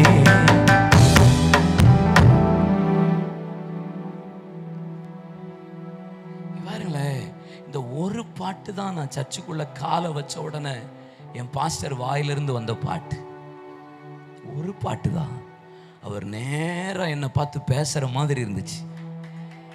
ஏசப்பா என்கிட்ட நேராக பேசுறது போல இருந்தது. அந்த நேரத்தில் முழங்கால் படியிட்ட உடனே ஆவியானவர் என்னை நிரப்புனார் பாருங்க. என் இருதயத்திலிருந்து கையை உள்ள விட்டு என் துக்கத்தை எடுத்து வெளியே யாரோ போட்டது போல இருந்தது. நான் சொல்றேன், ஏசப்பா பேசுறது மாதிரி ஒரு பெரிய காரியம் ஒன்றுமே கிடையாது. அவர் என்கிட்ட பேசுறது பெரிய காரியம். அல்லேலூயா. கர்த்தர் இந்த திருச்சபையோட பேசிக்கொண்டே இருக்கிறார். நேரடியா பேசுகிறா, வசனத்தை வைத்து பேசுகிறா. இந்த திருச்சபையில கர்த்தருடைய வார்த்தை உண்டு, அவருடைய வாய் உண்டு. இந்த வார்த்தைக்கு ஆண்டவர் செவி கொடுக்கிற பிள்ளைகளுக்கு பெரிய காரியங்களை தேவன் செய்கிற வல்லமை உள்ளவரா இருக்கிறார். யோவேல் 2ஆம் அதிகாரம் வேதம் சொல்லுகிறது. யோவேல் 2ஆம் அதிகாரம் 20ஆம் வசனமா? தேசமே 18, தேசமே 21, தேசமே பயப்படாதே, மகிழ்ந்து களிகூரு, கர்த்தர் பெரிய காரியங்களை அது செய்தார், செய்கிறார், செய்வார். என்ன காரியங்களை செய்ய போறாராம்? அதுக்கு அடுத்த வசனம்லாம் சொல்லப்பட்டிருக்கிறது. முன்மாரியையும் நான் பின்மாரியையும் நான் பொழிவேன். பெந்தைக்கோஸ்தே அனுபவத்தின் கர்த்தர் இந்த 25வது ஆண்டுக்கு பின்பாக தருவார். முன்மாறி, இனி பின்மாறி, இனி எழுப்புதலின் ஆவியையும் இந்த 25வது ஆண்டு கர்த்தர் தரப்போகிறார். கர்த்தருடைய ஆவியானவர் மாம்சமான யாவர் மீதும் என் ஆவியை நான் அனுப்புவேன் சொன்னது போல இந்த திருச்சபையில முன்மாரியையும் பின்மாரியையும் கர்த்தர் ஊற்றி பெரிய காரியங்களை தேவன் செய்ய போகிறார். ஆமென். இரண்டாவது என்ன பெரிய காரியம்? களஞ்சியம் நிரம்பும். எப்படி நிரம்புமா? சபை ஒரு களஞ்சியம், இருதயம் ஒரு களஞ்சியம், பரலோகம் ஒரு களஞ்சியம். இந்த திருச்சபையை கர்த்தர் தானியத்தால் நிரப்பினது போல இங்க ஆத்துமாக்களினால் கர்த்தர் நிரப்ப போகிறார். உங்கள் இருதயமாகிய களஞ்சியத்தை வசனத்தால் நிரப்ப போகிறார். பரலோகமாகிய களஞ்சியத்தை தேவனுடைய தேவ ஜனங்கள் நிரப்புகிற காலம். எமில் என்ன இப்படி விசுவாசத்தோட பாடி வச்சுட்டு போயிருக்காங்க, பரலோகத்தை இந்தியர்கள் நிரப்புவார்கள். எவ்வளவு தீர்க்க தரிசனமான்னு எழுதி வச்சிருக்காங்க. முன்மாறி பின்மாறி களஞ்சியங்கள் நிரம்பும். அடுத்தது என்னவா? என்ன என்ன வழிந்து ஓடும். என்ன எதுக்கு தெரியுமா? முகக்களாய். சொல்லுங்க. எண்ணெய் முகக்கலை. திராட்சரசம் அதுவும் வழிந்து ஓடுமா? திராட்சரசம் பலன் உண்டாக்கும். தீமோத்தேயை பார்த்து சொல்லுகிறார், கொஞ்சம் திராட்சரசம் சேர்த்துக்கோ, உனக்கு கர்த்தர் பலனை தருவா. ஒன்று கலையை தருவார், ஒன்று அழகு, இன்னொன்று ஆமாம் பியூட்டி பார்லர்லேயே போக வேண்டாம்ல. ஆமாம், no beauty parlour, no manicure, பெனிக்யூர், பெடிக்யூர், அப்புறம் no facial, no bleaching, no golden facial, no diamond facial, no silver facial. இந்த ஃபேஷியல்லாம் எனக்கு எப்படி தெரியும் நீங்கள் கேட்கக்கூடாது. அதெல்லாம் அப்படி ஆண்டி வேலை தெரியும், ஒன்றும் குழப்பம் இல்லை. அவன் சொல்லுங்க. ஆமாம், ஃபேஸ் பேக்கு, அந்த பேக்கு, இந்த பேக்கு, எல்லா பேக்கும் போட்டு பேக்காக தான் அலையுதுங்க. அவன் சொல்லுங்க.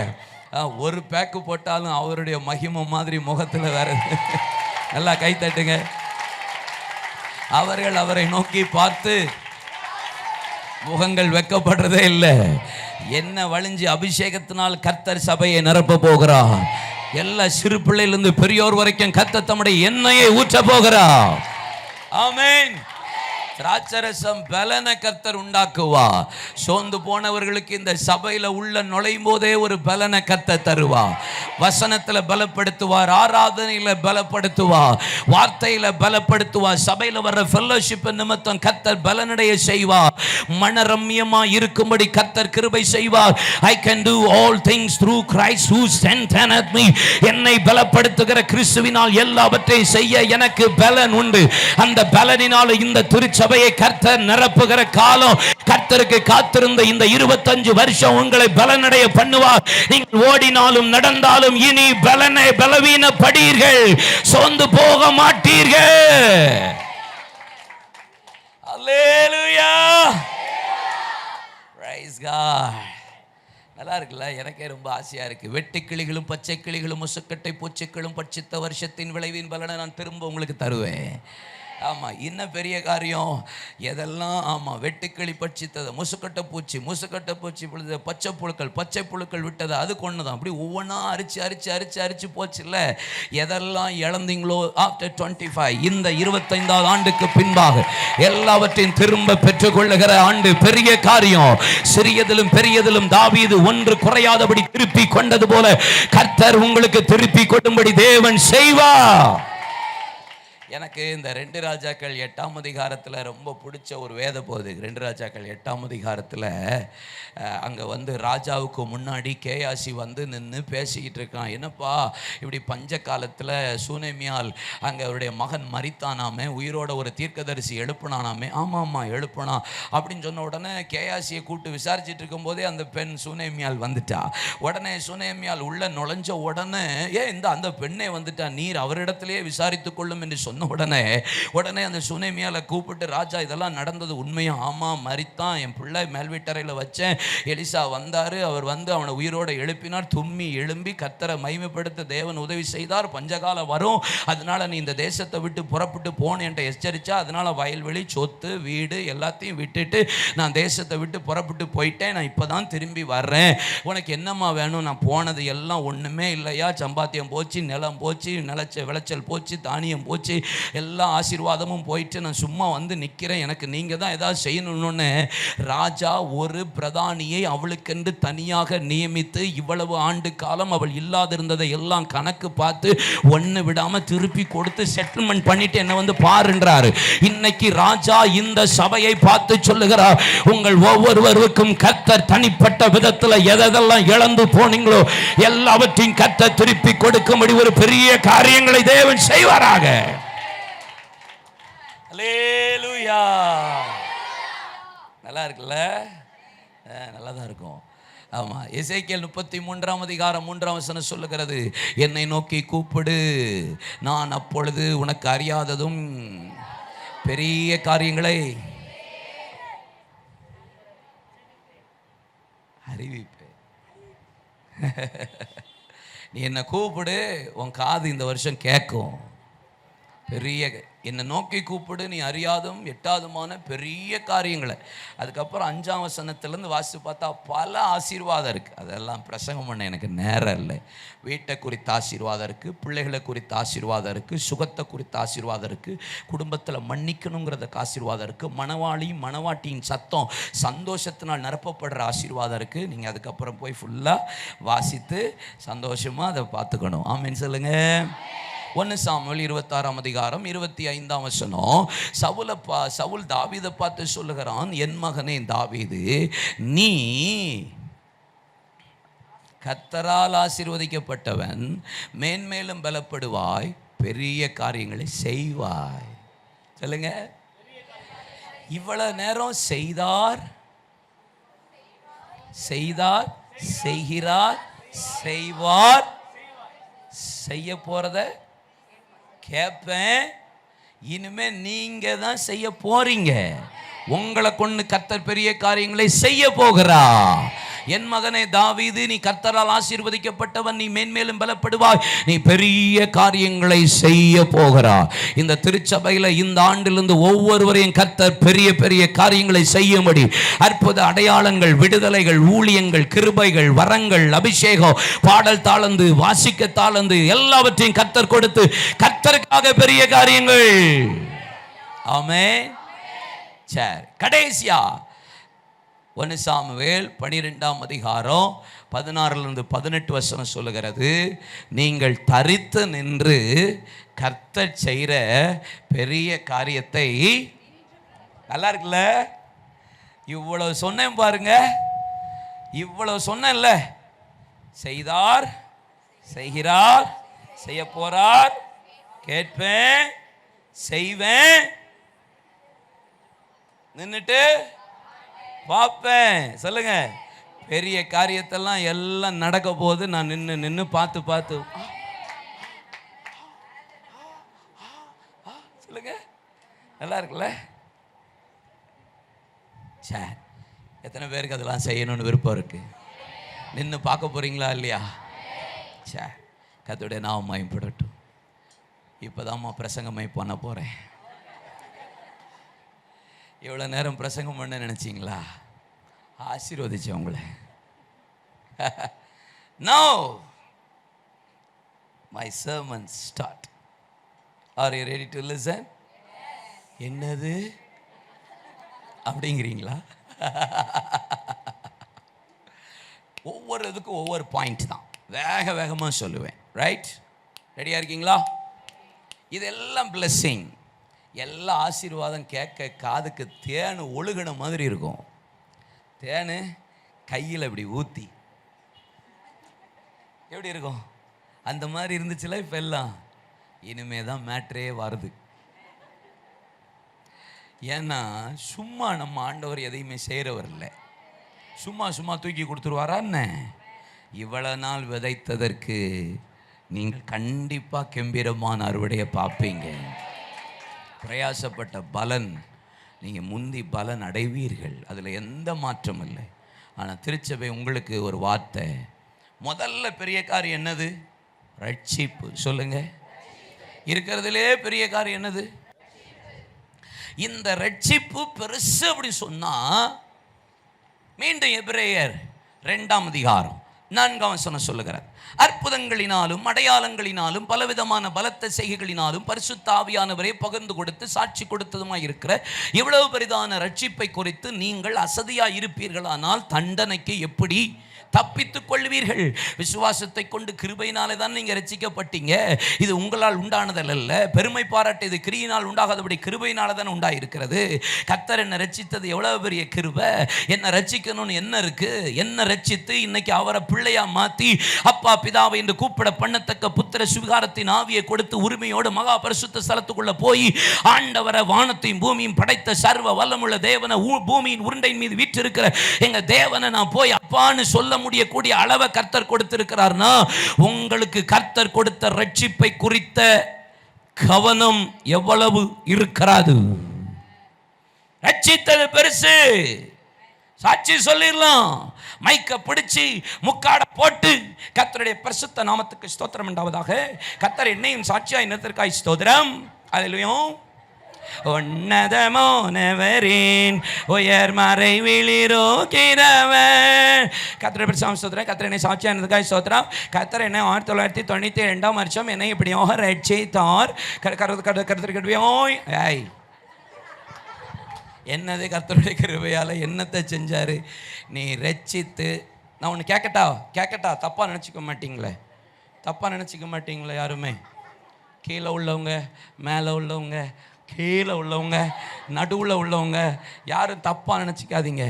ரட்சிக்கப்பட்டு இவ்வளோ நாள் என்ன கிழிச்சிங்க? 25 வருஷம் இவ்வளோ பெரிய ரட்சிப்பு.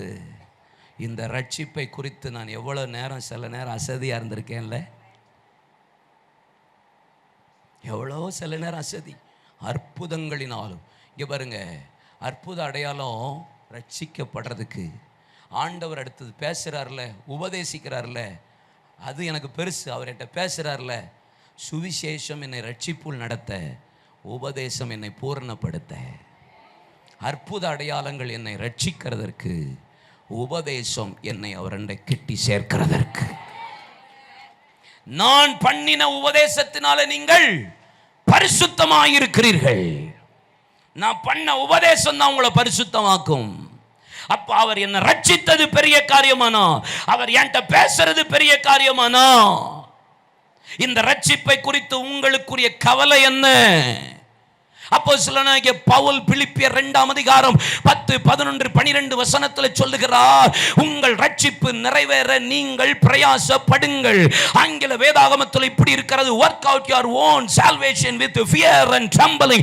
நடுக்கத்தோடும் பயத்தோடும் நீங்கள் உங்கள் ரட்சிப்பு நிறைவேற பிரயாசப்பட்டால் தான் கர்த்தர் பெரிய காரியங்களை செய்வார். What about your workout? Salvation easy, salvation free. ஆனா நிறைவேற முடிவு பரியந்த நிலை நிற்பவனே ரட்சிக்கப்படுவான். முடிவு பரியந்தம் ஒருத்தன் நிக்கணுமே. ஐயோ இன்னைக்கு நான் ஜெபம் பண்ணல, ஐயோ இன்னைக்கு நான் பைபிள் வாசிக்கல, ஐயோ இன்னைக்கு நான் சர்ச்சுக்கு லேட்டா போயிட்டேன். உங்க இருதயம் துடிக்குதா? உங்க இருதயம் வேதனைப்படுதா? இன்னைக்கு ஆண்டவர் பேசி நான் கீழ்ப்படியலனும் போது உங்க இருதயம் பயப்படுதா? உங்க கால் தடுமாறுதா? ஐயோ ஐயோன்னு கதறீங்களா?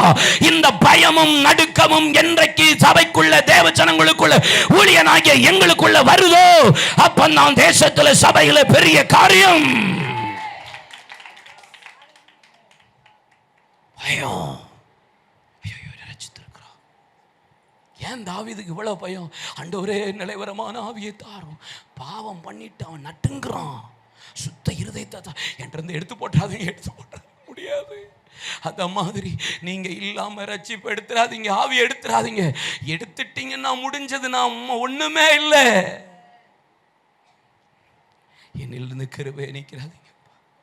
கிருபை போச்சுன்னா ரட்சிப்பே போச்சுன்னு தானே அர்த்தம். என்னால் ஒன்றும் கூடாதென்று என்னை நான் தந்துவிட்டேன். பாடும்போது கொஞ்சம் பேசும்போது ரிவோக் வச்சுக்கணும், யானே கொஞ்சம் ஃப்ளாட்டாக வச்சிடக்கூடாது. உம்மால் எல்லாம் கூடும் என்று என்னை நான் தந்துவிட்டேன். எல் ஷடாய் சர்வ வல்லவரே, எல்லாம் வல்லவரே, இல்லாதவைகளை இருக்கின்றதா வரவழைப்பவரே, ஆபிரகாமுக்கு செய்தவர் எனக்கும் செய்ய வல்லவர். என்னால் ஒன்றும் கூடாதென்று என்னை நான் தந்துவிட்டேன். உம்மால் எல்லாம் கூடும் என்று உம்மை நான் நம்பி உள்ளேன். என்னால் ஒன்றும் கூடாதென்று என்னை நான் தந்துவிட்டேன்.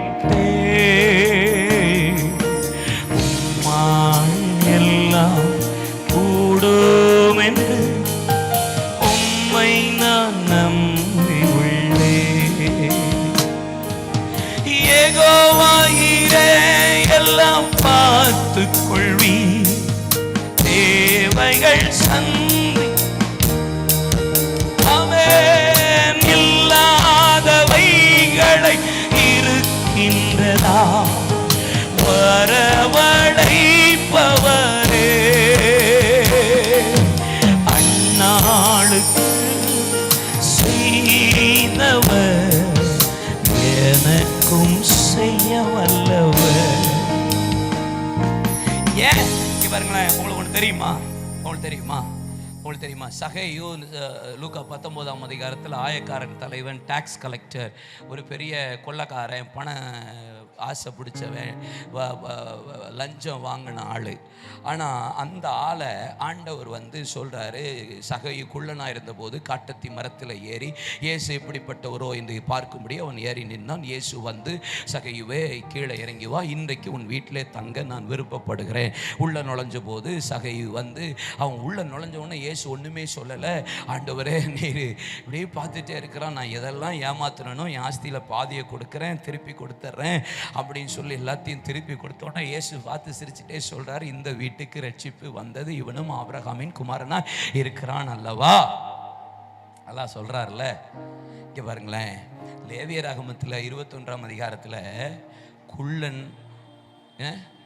குள்ளனானாலும் பூ விழுந்தவன் கண்ணானாலும் இப்படி பல லிஸ்ட் இருக்குது. ஊனனானாலும் இப்படிப்பட்ட ஒரு சில ஊனம்லாம் இருக்குது. அப்படிப்பட்டவன் பரிசுத்த ஸ்தலத்திற்குள் பிரவேசிக்கல் ஆகாது, உள்ள நுழையக்கூடாது. உள்ள நுழையக்கூடாது. பரிசுத்த ஸ்தலத்துக்குள்ள குள்ளம் போகக்கூடாது. ஆனால் நம்ம 19ஆம் அதிகாரத்தில் பரிசுத்த ஸ்தலமே குள்ளனை நோக்கி போகுது. இது எவ்வளோ நல்லா இருக்கு பாருங்க. உள்ளந்தான் பரிசுத்த ஸ்தலத்துக்கு போகக்கூடாது. மேட்ரை விடு, நான் வரேன்டா, பரிசுத்த ஸ்தலமே உன்னை தூக்கி வருவேன்ட்டு. ஏன் தெரியுமா? அவர் வந்தனால தான். அது அந்த ரட்சிப்பினுடைய வேல்யூ அவனுக்கு தெரிஞ்சதுனால தான்.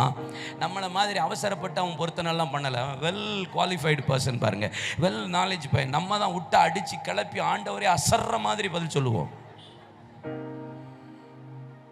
ஆண்டவரே, ஒரு அபிஷேக கூட்டம், ஒரு எழுப்புதல் கூட்டம், ஒரு அர்ப்பணிப்பு மிஷனரி கூட்டம், நான் வந்து விடுகிறேன், நான் தந்து விடுகிறேன், எல்லாமே உமக்கு. அடுத்த வாரம் கேட்டா எப்ப சொன்னேன்? ஆனா அவன் எவ்வளவு கிளவர் பாருங்க. ஆஸ்தியில பாதி தான் தரேன், எனக்கு வேணும்ல. பொருத்தனை பண்றதுலையும் கவனமா இருந்தா, கொடுக்கறதுலையும் கவனமா இருந்தா.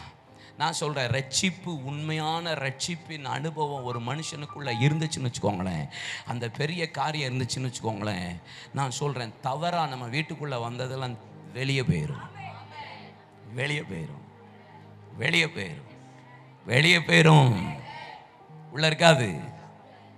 பரிசுத்த ஸ்தலம் உங்களை நோக்கி இந்த இரவு வருகிறது. ரட்சிப்பை குறித்த உங்களுடைய அறிவு எப்படி இருக்கு? நமக்கு அதை பற்றின அறிவு தான் இன்றைக்கி சபையிலும் இல்லை, தேவ ஜனங்கள் மத்தியிலும் இல்லை. மற்றதெல்லாம் பெருசாக நினைக்கிறோம். ஆனால் நீங்கள் ஒவ்வொரு நாளும் நீங்கள் இந்த ரட்சிப்பு நிறைவேற பிரயாசப்படணும். சுகர் வந்தால் வாக்கிங் போங்க, கொலஸ்ட்ரால் வந்தால் கொஞ்சம் வாடுங்க, எக்ஸசைஸ் பண்ணுங்க, ஒரு 10 mg மாத்திரை போடுங்க, போட்டுட்டு ஒர்க் அவுட் பண்ணுங்க. ஆமாம், எல்லாம் ஒர்க் அவுட் பண்ண சொல்கிறாங்களா இல்லையா? பண்ண சொல்கிறாங்களா இல்லையா? ஹீமோக்ளோபின் ஹெச்பி கொஞ்சம் குறைஞ்சிச்சின்னா பீட்ரூட் அடித்து குடிங்க. ஆமாம், மண்ணீரில் 6 வேக்காடில் சாப்பிடுங்க. என்னென்னமோ எவ்வளோ இன்ஸ்ட்ரக்ஷன் சொல்கிறேன் பாருங்கள். உங்களுக்கு போகும்போது ஃபீஸ் கொடுத்துட்டு போங்க. ஆமாம், அல்லேலூயா. கொஞ்சம் எங்கேயாவது நுணைக்கான்னு பிடிச்சிச்சின்னா இங்கே நம்ம ஃபிசியோ ஒரு டாக்டர் இருக்காக, வாங்க, உங்களுக்கு தேய்ச்சி விடுவாங்க. அல்லேலூயா சொல்லுங்க. நானே இன்னைக்கு நைட்டு போக முடியும்போது எதாவது செய்யலாமான்னு எனக்கும் தோணிக்கிட்டு தான் இருக்குது. ஆமேன்னு சொல்லுங்க. ஆமேன். ஆமாம், எனக்கு ஏன்னா என் லைஃப் முழுசும் ட்ராவலு. ஒன்று முழங்கால், இல்லை நிற்கிறேன், இல்லைன்னா ஃப்ளைட்டில் ட்ராவல் பண்ணல, காரில் ட்ராவல் பண்ணுறேன், இல்லைன்னா தூங்குறேன், இல்லைன்னா ஒரு 4 மணி நேரம் 2 மணி நேரம் ஃப்ளைட்டில் தூங்க வேண்டியிருக்கு, காரில் தூங்க வேண்டியிருக்கு, நைட் ப்ரே, இப்படியே போதா உடம்பு. மாதத்துக்கு ஒரு நேரம் இப்படிப்பட்ட ஒரு ஆள் கையில் நம்ம பாடியை கொடுத்தா தான் கொஞ்சம் நல்லா இருக்கு. தோதராம் ஆமேன்னு சொல்லுங்க. ஒர்க் அவுட் பண்ணணும். என்ன செய்யணும் அப்படின்னா என்ன செய்யணும்? ரட்சிப்பு நிறைவேறதுக்கு டெய்லி நீங்கள் பிரயாசப்படணும், டெய்லி போராடணும். ரட்சிப்பை மட்டும் இழந்துடாதீங்க. எது வேணாலும் போட்டு ரட்சிப்பை மட்டும் தயவுசெய்து இழந்துடாதீங்க. ரட்சிப்பை பற்றி அசதியாக மட்டும் இருக்காதீங்க, அலட்சியமாக மட்டும் இருக்காதீங்க. எபிரேயர் 12ஆம் அதிகாரம் 15 17 வசனம், ஆதியாகமம் 25ஆம் அதிகாரம் கடைசி 4 வசனம் வேதம் சொல்லுகிறது. ஏசாவை குறித்து வேதம் சொல்லுகிறது, ஒருவேளை போஜனத்துக்காக தன் சேஷபுத்திர பாகத்தை விற்று போட்ட ஏசாவை போல சீர்கட்டவனாயிராதபடி எச்சரிக்கையாயிருங்கள். பிற்பாடு அவன் ஆசீர்வாதத்தை பெற விரும்பியும் ஆகாதவன் என்று தள்ளப்பட்டதை அறிவீர்கள். அவன் கண்ணீரோடு தேடிய மனமாடுதலை காணாமலே போயிட்டானே. யாக்கோபு குழியில கூழ் சமைத்துக் கொண்டிருந்த போது ஏசா வேட்டையாடி களைத்து வந்து, எனக்கு இந்த குழியில ஆகாரத்தை தா என்று சொன்னபோது, உன் சேஷபுத்திர பாகத்தை விற்று போடு என்று சொன்னபோது அவன் சாப்பிட்டு எழுந்து அந்த சேஷபுத்திர பாகத்தை அலட்சியம் பண்ணினான். அலட்சியம். அதுக்கப்புறம் எப்படி தேடினானா? ஏசா எப்படி தேடினான்? கண்ணீர் விட்டு கவலையோடு தேடினானா? கடைசி வரைக்கும் அவன் பெற்றுக்கொள்ளலைன்னு தான் போட்டிருக்கு. கடைசி வரைக்கும் பெற்றுக்கொள்ளலை. இன்னைக்கு இந்த கிருபையின் காலத்தில் இருக்கிறதுனால தான் ரட்சிப்பு இலவசம். இன்னைக்கு எல்லாம் பிரசங்கம் பண்ணுறான்ல ஆசீர்வாத உபதேசக்காரன். Everything done and the cross, done done அக்கான், எவ்ரிதிங் டன் டன் அக்கான், எல்லாம் டன் அண்ட் த கிராஸ், எல்லாம் முடிஞ்சிச்சு. ஸோ எல்லாமே ஃப்ரீ தான்டா, ஃப்ரீ தான், யார் இல்லைன்னு சொன்னா. ஆனால் அதை மட்டும் நீ ஒர்க் அவுட் பண்ணாமல் விட்ட கெட்ட. பக்கத்தில் பார்த்து சொல்லுங்க, விட்ட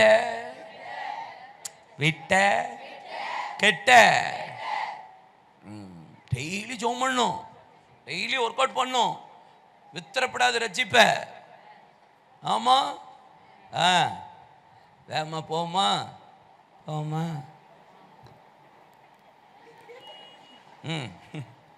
யோபு 5:9 என்ன சொல்லுது? அவர் என்கிட்ட பேசுறதே பெருசுங்க. அவர் என்கிட்ட பேசுறதே பெருசு. இவ்வளோ பெரிய காரியங்கள், இதெல்லாம் ஆராய்ச்சி பண்ண முடியுமா? ஏப்பா ஸ்டாலின் வந்தார் பேசினார். ஒரு பைய போட்டிருக்கான், ஆமாம், டக்குன்னு ஃபேஸ்புக்கில், டுடே ஐ மெட் கார்த்திக் கமாலிலன் டுடே. அடே கார்த்திக் கமாலிலன் கூட சாப்பிட்டேன்னா அதை பெருசாக பீத்திக்கிட்டு போட்டிருக்கான். அது அவனுக்கு பெருசாக தெரியுது. நான் ஒரு மண்ணான மனுஷன், நான் இப்படி போனால் அப்படி மறந்துட்டு போகிற ஆள். எந்த மனுஷனும் ஒன்றுத்துக்கு குப்பை தான். எந்த மனுஷனும் நான் சுவாசம் உள்ள மனுஷனை நம்பாதிருங்கள், நம்பப்படுவதற்கு அவன் ஏமாத்திரம். ஆமாம், இந்த விரலை இப்படி நீட்டுங்கப்பா எல்லாரும், இப்படி வைங்க, இப்படி கொண்டு போங்க. என்ன ஆகுது? அந்த ஆளை நம்பாதீங்க. மோசமான அக்யூஸ்ட் அந்த ஆளுங்க. உங்களுக்கு சொல்கிறேன், அந்த ஆள் இருக்கான வெறியா, அந்த ஆளை நம்பின கூட போயிடாதீங்க. ஆமான்னு சொல்லுங்க. நானே ஒரு மண்ணான மனுஷன், நான் பேசுகிறதே பெரிய விஷயம். ஊழியக்காரன், அவர் கூட பாஸ்டர், எல்லாம் நாங்கள் மறந்துடுவோம். இந்த படியை விட்டு இறங்கின போய் மறந்துடுற மாதிரி அடுத்த ஒழித்து போது போயிட்டே இருப்பேன். புரியுதா உங்களுக்கு? ஆனால் இயேசு என்கிட்ட பேசுறது பெரிய காரியம். எவ்வளோ பெரிய காரியம்! அல்லேலூயா சொல்லுங்க. சரி, 10ஆம் வசனம் சொல்லுகிறது, யோபு 5ஆம் அதிகாரம் 10ஆம் வசனம் சொல்லுகிறது, தாழ்ந்தவர்களை அவர் உயர்த்தி துக்கிக்கிறவர்களை அவர் ரட்சித்து. தாழ்ந்தவர்கள் யாருக்கு இந்த எண்ணி முடியாத பெரிய காரியம், ஆராய்ந்து முடியாத பெரிய காரியங்களை தேவன் செய்கிறாரா?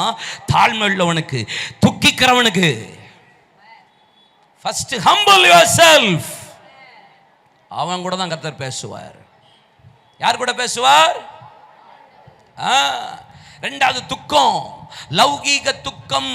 அங்கே அப்போஸ்தலனாகிய பவுல் 1 கொரிந்தியர் 9ஆம் அதிகாரத்தில் சொல்லுகிறார், லௌகீக துக்கம் மரணத்துக்கு ஏதுவாய் உங்களை கொண்டு போகும், ஆனால் ஆவிக்கோற்ற துக்கமே பின்பு மனஸ்தாபப்படுகிறதற்கு ஏதுவில்லாமல் அது மிகுந்த பயத்தோடும் பக்தியோடும் நீடிய சாந்தத்தோடும்.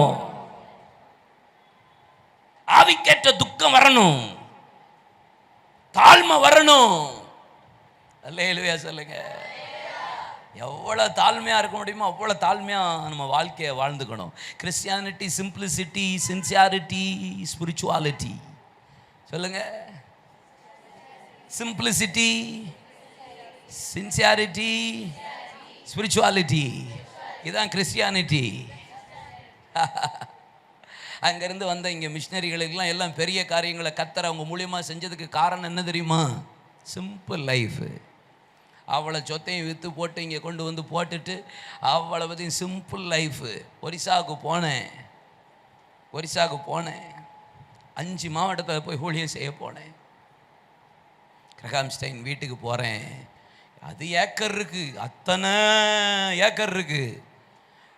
அந்த மிஷன் ஃபீல்டுக்கு, அந்த ஹாஸ்பிட்டலுக்கு, அந்த லெப்ரசி ஹோமுக்கு, அந்த ஹாஸ்பிட்டலுக்கு அவ்வளோ ஏக்கர் கணக்கில் இடம். ஆனால் கிரகாம்ஸ்டைனுடைய வீட்டை போய் பார்க்குறேன். சிம்பிள் கட்டில், சிம்பிளாக ஒரு மரப்பெட்டி, சிம்பிளாக மரத்தில் ஒரே ஒரு அலமாரி, சிம்பிளாக வச்சுருக்காரு.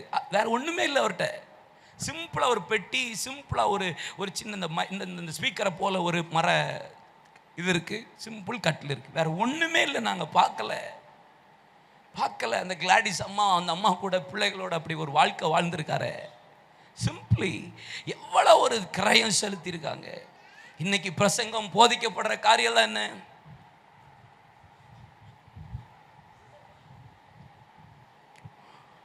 எவ்வளவு கோடி அம்பானியே இருந்தாலும் அதானியாவே இருந்தாலும் செத்ததுக்கு அப்புறம் ஐஸ் பெட்டியை வாடகைக்கு வாங்கி தானே கொண்டு போவான்.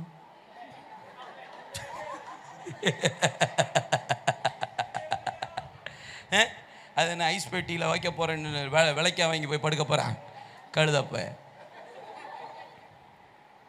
அவர் வீடு எத்தனை கோடி தெரியுமா? 4000 கோடி. எத்தனை கோடி? 4000 கோடி. 4000 கோடி வீட்டு ஹெலிகாப்டர் மேலே இறங்கிடும். வீட்டுக்குள்ளேயே அத்தனை கார் போயிடும், அத்தனை ஸ்விம்மிங் பூல் இருக்கு, டாப் ஃப்ளோரை வானத்தையே திறந்து பெட்டில் படுத்து கிடந்து வானத்தை பார்க்கலாம். அப்படிப்பட்ட பெரிய வீடு தான். செட் பிரிவி பாதுகாப்பு தான். வீடு முழுவதும் கண் தொலைக்காத வீடு தான். அவருடைய காரு கண் தொலைக்காத ஒரு காரு தான். கவர்மெண்ட் அரசாங்கம் அவருக்கு பாதுகாப்பு அப்படி கொடுத்துருக்கு. அந்த ரோடு முழுவதும் சுற்றி போலீஸ் தான் இருக்கும். ஆனாலும் அந்த ரோட்டு கார்னரில் ஒரு அயன் பண்ணிக்கிட்டு இருந்த ஒருத்தருடைய அயன் பாக்ஸ் பண்ணி வச்சுக்கிட்டு இருந்த அந்த பெட்டியில் ஒருத்தன் பாம்பு வச்சு டம்முன்னு வெடிச்சு போச்சு. டப்புன்னு கிளம்பி இங்கிலாந்துக்கு போய் அங்கே ஒரு அரமனை வாங்கிட்டாரு. பயந்து போய் தான். மனுஷன் இவ்வளவு பாதுகாப்பு இவ்வளவு இருந்தும் ஒரு சின்ன டம்முன்னு வெடிச்ச ஒரு சின்ன பாம்புக்காக பயங்கர பயம். என்ன ஆச்சோ ஏதாச்சோ, வீடே வெடிக்காதுன்ற அளவுக்கு கட்டி வச்சிருக்காரு. ஆனாலும் மனுஷனுக்கு என்ன வந்துட்டு, இப்போ இந்த இடத்துல நீங்களாம் போயிட்டு என்ன படுக்க விடுங்க, சம்முன்னு தூங்கிடுவேன். நமக்கு மட்டும் எங்கேருந்து தான் கர்த்தர் அதை தராரு? இல்லை இல்லை, எங்கே படுத்தாலும் தூங்க வருது பார்த்தீங்களா? ஆமாம், பிரசங்கம் பண்ணும்போது கூட சிலர் பேர்த்து தூங்கிட்டு தான் இருப்பீங்க. அது வேறு விஷயம். அதை பற்றி நாம் தனியாக பேசுவோம். அதை பற்றி நாம் இப்பொழுது பேச வேண்டாம். அது வேறு விஷயம். அது வந்து தனியாக சிலருக்கு அது தனி வாக்கில் வந்துட்டு தான் இருக்கும். அதை நம்ம அப்புறம் டிஸ்கஸ் பண்ணிக்கலாம். அது பிரசங்கம் ஐதீகம் மாதிரி. ஒரு வாலிபன் பவுல் என்ன போல் பிரசங்கம் பண்ணிகிட்டே இருந்திருப்பாருன்னு நினைக்கேன். பாசு மேலேருந்து பொத்துன்னு விழுந்து தூங்கி பாஸ் அவுட்டு. அவன் தூங்கினது தப்பு இல்லை, உக்காந்த இடம்தான் தப்பு. எந்த இடம்? எங்கக்கா? சன்னல்ல யார் இருப்பா? சன்னல்ல ஏசபேல் தான் இருப்பா. கண்ணுக்கு மையிட்டு, உதட்டுக்கு சவுப்பு சாயம் போட்டு, சீவி சிங்காரிச்சு, சலங்கை ஒழிக்க அவள் சிங்காரித்து போவாள். அவள் தான் எங்கே உட்கார்ந்துருப்பாள்? இல்லை, நான் உங்களை சொல்லலை, நீங்கள் உங்களை போட்டுக்கோங்க, ஒன்றும் பிரச்சனை இல்லை. இல்லை செல்ல கிளிகள், தங்க கிளிகள். ஆமாம், கொஞ்சம் குறைச்சி போடுங்கடா.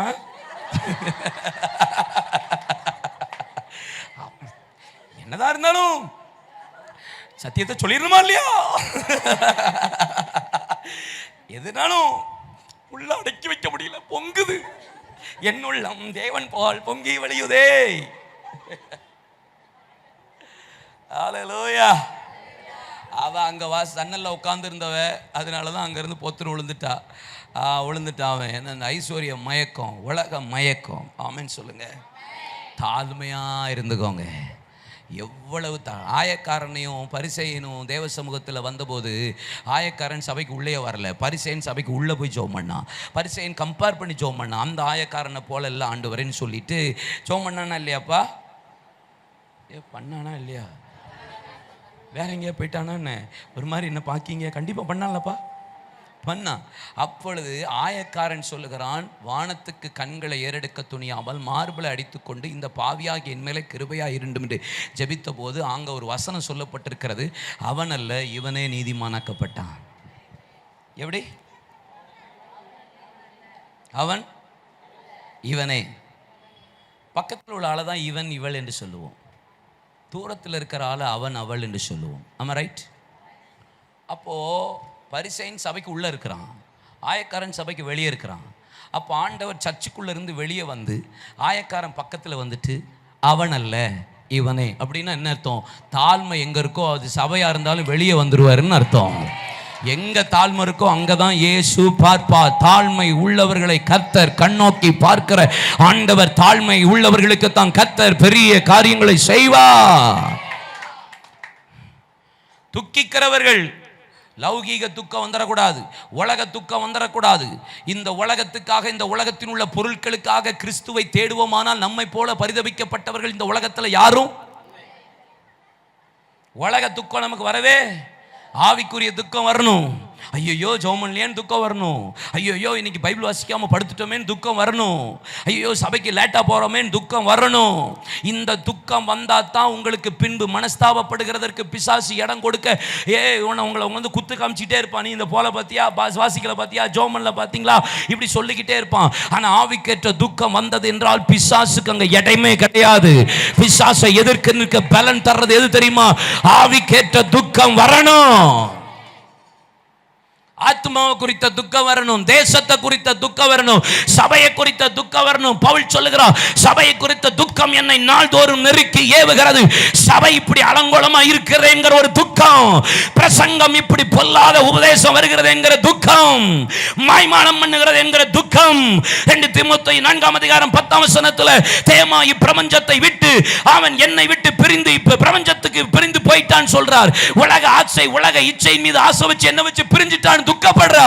ஒரு காலத்துல கொலோசிய பட்டணத்துக்கு அங்கே பவுல் பிரசங்கங்களை எழுதி நிருபங்களை அனுப்பும் போது அங்கே தேமா கூட இருந்தவன் பாடுபடும் போது, சிலுவை அடையும் போது, சிறைச்சாலையில் இருக்கும் போது, அடிபடும் போது, எல்லா உபவாசம் கட்டுக்கள் எல்லாவற்றிலும் தேமா இருந்தான். ஆனா எப்ப சிறைச்சாலை விட்டு வெளியே போனானோ, என்னைக்கு ரட்சிப்பின் அனுபவம் வந்துச்சோ, என்னைக்கு விடுதலை வந்துச்சோ, என்னைக்கு சிறையிருப்பு மாறிச்சோ, உடனே சொல்லுகிறான் என்னை விட்டு பிரிந்து போயிட்டான். துக்கம். இன்னைக்கு பல பேர் முந்தி பிரதிஷ்டை பத்தி பேசினார்கள், கர்த்தருக்காக வாழ்றதை பத்தி பேசினாங்க, பாடு அனுபவிக்கிறத பத்தி பேசினாங்க, சிலுவை சுமக்கணும்னு பேசினாங்க, அடி படணும்னு பேசினாங்க, நிந்தை உண்டுன்னாங்க, அவமானம் உண்டுன்னாங்க. கிறிஸ்துவுக்குள்ள இப்படிதான் நம்ம வரணும்னு அப்படி அச்சு அடையாளங்களை நாள்தோறும் என் சரீரத்தில் தரித்திருக்கிறேன். அதனாலே நீ ஒன்று கிறிஸ்துவை பின்பற்றி இல்லை என்றால் என்னை பின்பற்று. இப்படி பிரசங்கம் பண்ண காலம் போய் இன்னைக்கு எப்படி ஆயிட்டு? பிரிஞ்சு போற காலம். உலக ஆசை, உலக இச்சை, உலக சந்தோஷத்துக்கு இதுதான் துக்கமாயிட்டு. ஆமாம், நம்ம ஆளுக்க துக்கம்லாம் எண்டே கிடையாது. பார்த்துருக்கீங்களா? நம்ம பிள்ளைகளுக்கு சர்ச்சில் நான் சர்ச்சில் பிரசங்கம் பண்ணிவிட்டு மைக்கில் இப்படியே சொல்லுவேன், இயேசு நாமத்தில் கர்த்தர் எல்லாரையும் ஆசீர்வதிப்பார், வீட்டுக்கு போங்கப்பா, புதுசாக உள்ளவங்க மட்டும் வாங்கப்பாம்பேன். முட்டி போட்டு எழும்புவேன், தோத்திரம் பாஸ்டர் அப்படின்னு ஒன்று வந்து நிற்கும். அதுக்கு என் கையில் அது மண்டையிலையும் கொண்டையிலையும் கையை வைக்காமல் அது என்னை விட்டு போவே போகாது. அது 2 ஆட்டு ஆட்டி 2 குலுக்கி 2 தீர்க்க தரிசனம் சொன்னதான் ஹல்லேலூயா அப்படின்ட்டு போகும். சில குறுப்புகளெல்லாம் அது இங்கே பாருங்க, உங்கள் என்னல இங்கே கேளுங்க, நம்ம ஆட்க விசுவாசிகள் துக்கம்லாம் கேட்டீங்களா? பாஸ்டர் என்னப்பா பிள்ளைக்கு கல்யாணம் முடியல, சரி இயேசுவே கல்யாணம், பாஸ்டர் கல்யாணம் முடிஞ்சிருச்சு, சோத்ரம் அல்லேலூயா, ரைட் பாஸ்டர் என்ன குழந்தை இல்லை, அல்லேலூயா அரிபரவா சந்தரலவரவா கபரலவா, பாஸ்டர் குழந்தை வந்துருச்சு, சூப்பர் பாஸ்டர் ஆண் பிள்ளையா பொட்ட பிள்ளையா, ஆண் பிள்ளை பிறகணும் பாஸ்டர், ஒரு துக்கம். நாங்கள் உடனே ரிபாலாபா கபகபா கபகபான்னு உங்களுக்காக நாங்களே பல அந்நிய பாஷை பேச வேண்டியிருக்கு. இங்க இருக்கிற பாஸ்டர்களை தனித்தனியாய் விசாரித்து பாருங்கள். குறுக்கு ஒடிஞ்சு பெண்டு நிமிந்து போய் தான் நாங்கள் இருக்கிறோம். ஆனால் நாங்கள் வெளியே காட்டிக்கொள்ள மாட்டோம். ஆனால் உள்ள எப்படி பாடுபடுறோம் உங்களுக்கு தெரியாது. அல்லேலூயா. சரி, பிள்ளை பிறந்துட்டு, பிள்ளை பிறந்த பிள்ளை பாஸ்டர் என்ன குப்பரை படுக்கல, கொஞ்ச நாள் கழிச்சு அது குப்பரப்படுத்துருச்சு, பாஸ்டர் என்ன பேசவே மாட்டேங்க பாஸ்டர், சரி பேசிருச்சு. அதுக்கப்புறம் கொஞ்ச நாள் பாஸ்டர் என்ன நிக்க மாட்டேங்கு, அது கொஞ்சம் நின்றுச்சு ஓடிருச்சு. பாஸ்டர் என்ன சரியாவே சாப்பிட மாட்டேங்கு பாஸ்டர், சரி சாப்பாட்டுக்கு ஒரு ஜபம், கொஞ்ச நாள் ஆச்சு சாப்பிட்டு போச்சு. பாஸ்டர் என்ன படிக்கவே மாட்டேங்க, அச்சாட்டை பண்ணிக்கிட்டே இருக்கான் பாஸ்டர். நாங்கள் எச்ச மெழுங்கி உங்களுக்கு ஜெபம் பண்ணி படிப்புக்கு ஜெபம் பண்ணி அனுப்பி, பாஸ்டர் என்ன ரொம்ப பைக்கை சுத்துறான் பாஸ்டர். இதெல்லாம் நடந்து முடிஞ்சு பாஸ்டர் ஒரு பிள்ளைய லவ் பண்ணிட்டான் பாஸ்டர். பாஸ்டர் என்ன பாஸ்டர் அவன் புள்ளிங்களா மாறிட்டான் பாஸ்டர். புள்ளிங்கோ என்ன புள்ளிங்கோ என்ன புள்ளிங்கோ என்ன புள்ளிங்கோ என்ன இந்த காது புள்ளிங்கோ, ஐநாவரத்தில் புள்ளிங்க உண்டோ, ஓவர் புள்ளிங்கோ, பிரசவாக்கம் புள்ளிங்கோ, யாசர்பாடி புள்ளிங்கோ. இது கடைசியில் திருப்பி இது ஒரு பெரிய சைக்கிள் தான்.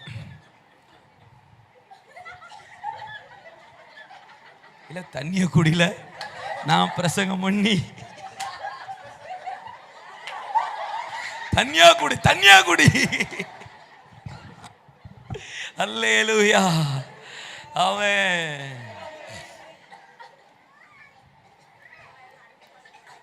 விசுவாசிகளுக்கு துக்கத்துக்கு மட்டும் எண்டே கிடையாது.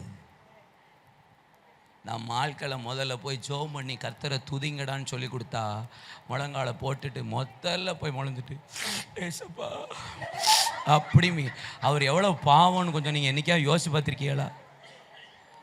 போய் தேவாதி தேவனே, கர்த்தாதி கர்த்தாவே, ராஜாதி ராஜாவே, ராஜ்யங்களை ஆளுகிறவரே, ஒருவராய் பெரிய அதிசயங்களை செய்கிறவரே, சேரக்கூடாத வழியில் வாசம் பண்ணுகிறவரே, இருக்கிறவராகவே இருக்கிறவரே, சர்வ வல்லமுள்ள தேவனே, சாமாவை உள்ளவரே, ஒருவரும் கண்டிராதவரை, காணக்கூடாதவரே, செங்கடலை பிளந்தவரை, யோர்தானை பிரித்தவரை, எரிகோ விளத்தலினவரை, வனாந்தரத்தில் வழி. இப்படி என்னைக்கா துதிச்சிருக்கீங்களா? போன உடனே டபான் அடிச்சுட்டு அவரை கலங்க பண்ணுகிறீர்கள்.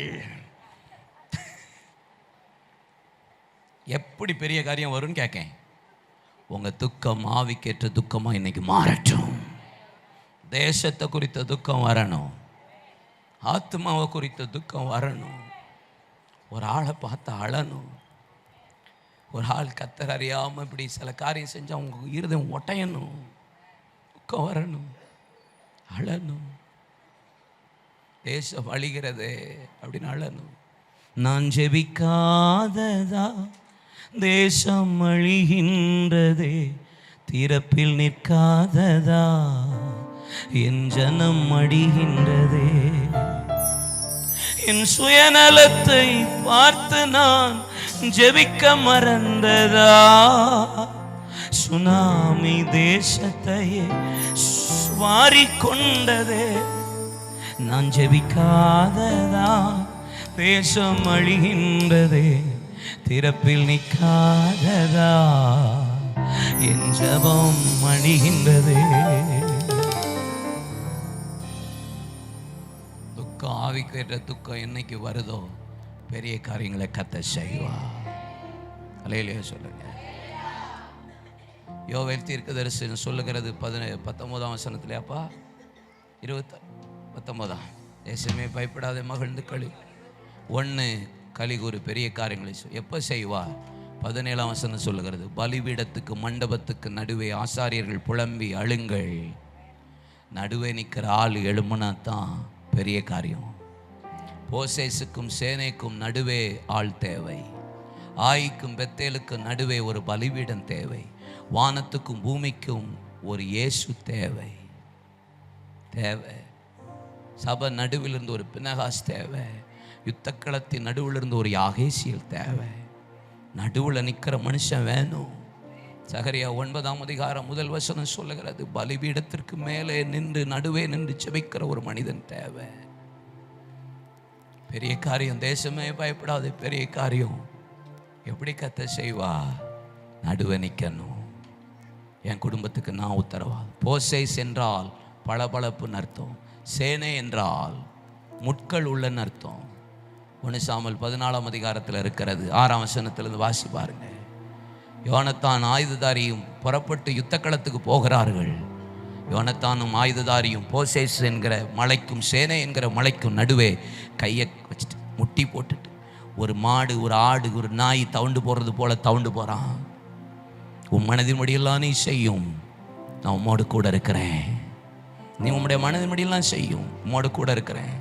இந்த காரியம் சவுலுக்கு அறிவிக்கப்படலை. தகப்பனுக்கு சொல்லாமல் போகிறாங்க. கர்த்தர் யுத்தத்தில் ஜெயம் கொடுத்தா. ஒரு ஊழியம், குடும்பம், கிறிஸ்தவ ஜீவியம் முக்களும் இருக்கும், பலபலன் இருக்கும். அதன் மத்தியில் தவழ்ந்து ஹம்புலா எந்த சூழ்நிலைக்கும் டவுன் டு எர்த், எதுக்கு நான் போவேன்ட்டு தாவீது சியோனில் வாசம் பண்ண ஆசைப்பட்ட போது குருடரும் சப்பானிகளும் சியோனுக்குள்ளே நுழைய விடாதபடி தடை பண்ணினார்கள். ஆனால் சப்பானியையும் குருடரையும் முறியடித்து யோவாப் அங்கே உள்ளே போய் தாவீதை உட்கார வைத்ததற்கு மெயின் ரீசன் என்ன தெரியுமா? உள்ள நுழைய ஒரே ஒரு சாலகம், சாக்கடை. சாக்கடை சாக்கடை மட்டும்தான் வழி இருக்கு சியோனுக்குள்ளே போக. குருடரும் சப்பானியும் வழிமறிச்சிட்டு இருக்காங்க. ஆனாலும் பரவாயில்ல, நான் படத்தளபதி தான், தாவீதுக்கு 2ஆவது ஆணவம் தான், அதெல்லாம் doesn't matter. N matter, N position, என்னுடைய டிக்னிட்டி, என்னுடைய ஸ்டடீஸு, என்னுடைய எஜுகேஷன், அதெல்லாம் மேட்ராங்க. ராஜாவை உட்கார வைக்கிறதுக்கு எங்கே வேணாலும் குதிப்பேன், எங்கே வேணாலும் அசிங்கப்படுவேன், எங்கே வேணாலும் விழுவேன், எங்கே வேணாலும் தவழ்ந்து போவேன், எங்கே வேணாலும் இருப்பேன். ஆமேன்னு சொல்லுங்க. போவேன். சாலகத்தில் குதிச்சு சியோனுக்குள்ளே போய் யுத்தம் பண்ணிட்டு தாவீதை கொண்டு போய் உட்கார வச்சுட்டான். நடுவே நிற்கிற அப்படி ஆள் வேணும். ஆயி பெத்தேல், பெத்தேல் அப்பத்தின் வீடு, தேவனுடைய சமூகம், ஆசீர்வாதம். ஆயி சாபம், சாபத்துக்கும் ஆசீர்வாதத்துக்கும் நடுவே நிற்கிற ஒரு ஆள் வேணும். ஈட்டி எடுத்துட்டு குத்துறதுக்கு ஒரு ஆள் வேணும். யுத்தம் பண்ணுறதுக்கு ஒரு ஆள் வேணும். சபையில் நீங்கள் வேணும். நடுவில் இருந்தால் தான் பெரிய காரியம். அல்லேலூயா சொல்லுங்க. இருப்பீங்களா நீங்கள் நடுவே? இந்த சபை நடுவில் நீங்கள் நிற்கணும். சபைக்காக உத்தரவாதம் எடுக்கணும். ஊழியக்காரிக்காக, தேசத்துக்காக, ஊழியக்காரர்களுக்காக திறப்பில் நிற்கணும். புலம்பணும், அழணும், மன்றாடணும், கெஞ்சணும், பிரார்த்திக்கணும், புலம்பணும். அந்திப்பள்ளி செலுத்துகிற நேரத்தில் எஸ்ரா துக்கத்தோடு எழும்பினான். எஸ்ரா 9ஆம் அதிகாரம் 4ஆம் வசனத்திலிருந்து எஸ்ரா 8ஆம் அதிகாரம் 21ஆம் வசனம். ஆகாவா நிதி அண்டையில் நாங்கள் உபவாசத்தை கூறிவித்தோம். எதுக்கு? எங்களுக்காக, எங்கள் குடும்பங்களுக்காக, எங்கள் பிள்ளைகளுக்காக, எங்கள் பொருட்களுக்காக செவ்வையான வழியை தேடும்படி நாங்கள் உபவாசம் பண்ணினோம். தேசத்தின் நடுவில் போராடுறோன்றான். குடும்பமாக உபாசிக்கணும், சபையாக உபாசித்து போராடணும், ஆத்மாவுக்காக அழணும். அப்போதான் பெரிய காரியம் நடக்கும். நீங்கள் தரித்து நின்று கத்த செய்கிற பெரிய காரியத்தை நீங்கள் காண்பீர்கள். அல்லேலூயா சொல்லுங்க. கடைசியாக ஒன்று சொல்லி முடிக்கிறேன்.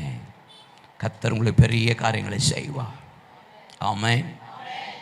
தாவீது சொல்கிறான், எனக்கு இவ்வளோ பெரிய காரியத்தை செஞ்சீரே. என்னது? இந்த வீட்டை கொடுத்தது அவனுக்கு ஒரு பெரிய காரியமாக சொல்கிறான். அது எந்த வீடு? அவன் சொல்கிற வார்த்தை 20ஆம் வசனத்திலிருந்து இருக்குது. இந்த செய்தியை நீர் மனுஷர் முறைமையுமாய் நீர் எனக்கு சொன்னீரே. வெகு தூரத்து காலத்து செய்தியை எனக்கு நீர் மனுஷர் முறைமையுமாய் சொன்னீர். என்ன செய்தி? வெகு தூரத்து காலத்து செய்தி. அது மனுஷர் முறைமையுமாய் சொன்னீர். என்ன செய்தி? எனக்கு தெரிஞ்சு புதிய ஏற்பாட்டில் இயேசு யோவான் 14ஆம் அதிகாரத்தில் சொன்ன வார்த்தையை தீர்க்க தரிசனமாய் தாவீதுக்கு தான் ஆண்டவர் பேசினார். இதோ நான் போகிறேன், உனக்காக ஒரு ஸ்தலத்தை, வீட்டை ஆயத்தம் பண்ணி விட்டு திரும்பி வந்து உன்னை அழைத்து கொண்டு போவேன்.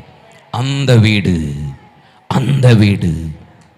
பூமியில் உள்ள வீட்டை பற்றி ஆண்டவர் தாவீதுகிட்ட பேசவே இல்லை. அவர் பேசினது என்ன தெரியுமா? மனுஷர் முகரமையுமாய் வெகு தூரத்து காலத்து செய்தி. என் தகப்பன் வீட்டில் அநேக வாசஸ்தலங்கள் உண்டு.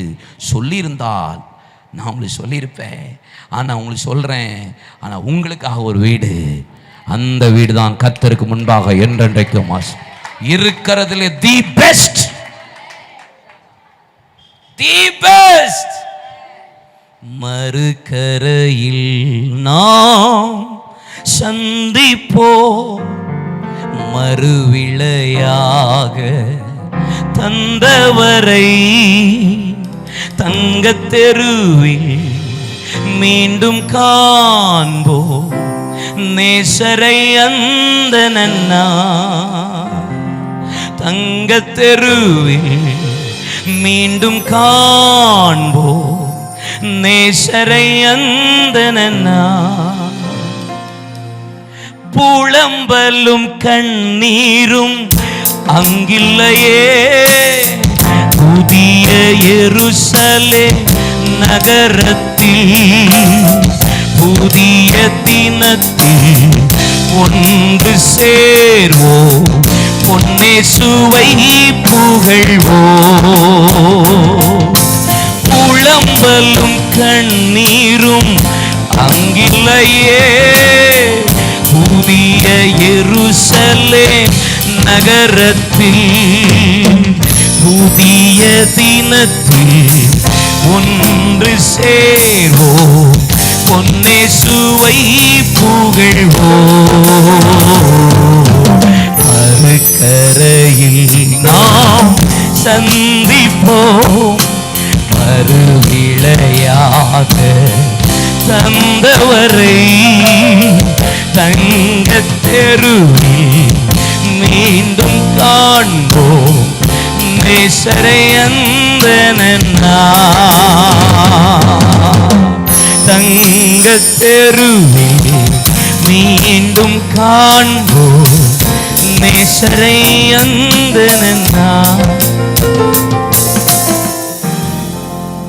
இங்க இருந்தேன்னா அவருக்கு பிரயோஜனம், அங்க போனா எனக்கு பிரயோஜனம். எழும்புங்க. இருக்கிறதுலே பெரிய காரியம். நான் அடிக்கடி என் சர்ச்சில் கூட்டமும் திரளான மக்கள் வரும்போது பயப்படுவேன். சொல்லுவேன், இவ்வளவு பேர் வர்றது பெருசு இல்லை, இவ்வளவு பேரை நாங்கள் போகணுமே அதான் எனக்கு பெருசா இருக்கு, அதுதான் பயமா இருக்கு. எக்காலத்தின் தோனி முழங்கிடுதே, ஆத்தும மனவாளன் வருகையிலே கிறிஸ்துவில் நித்திரை அடைந்தவர்கள் என்று எழும்பி பறந்து செல்வ. கிறிஸ்துவில் நித்திரை அடைந்தவர்கள் என்று பறந்து எழும்பி செல்வ.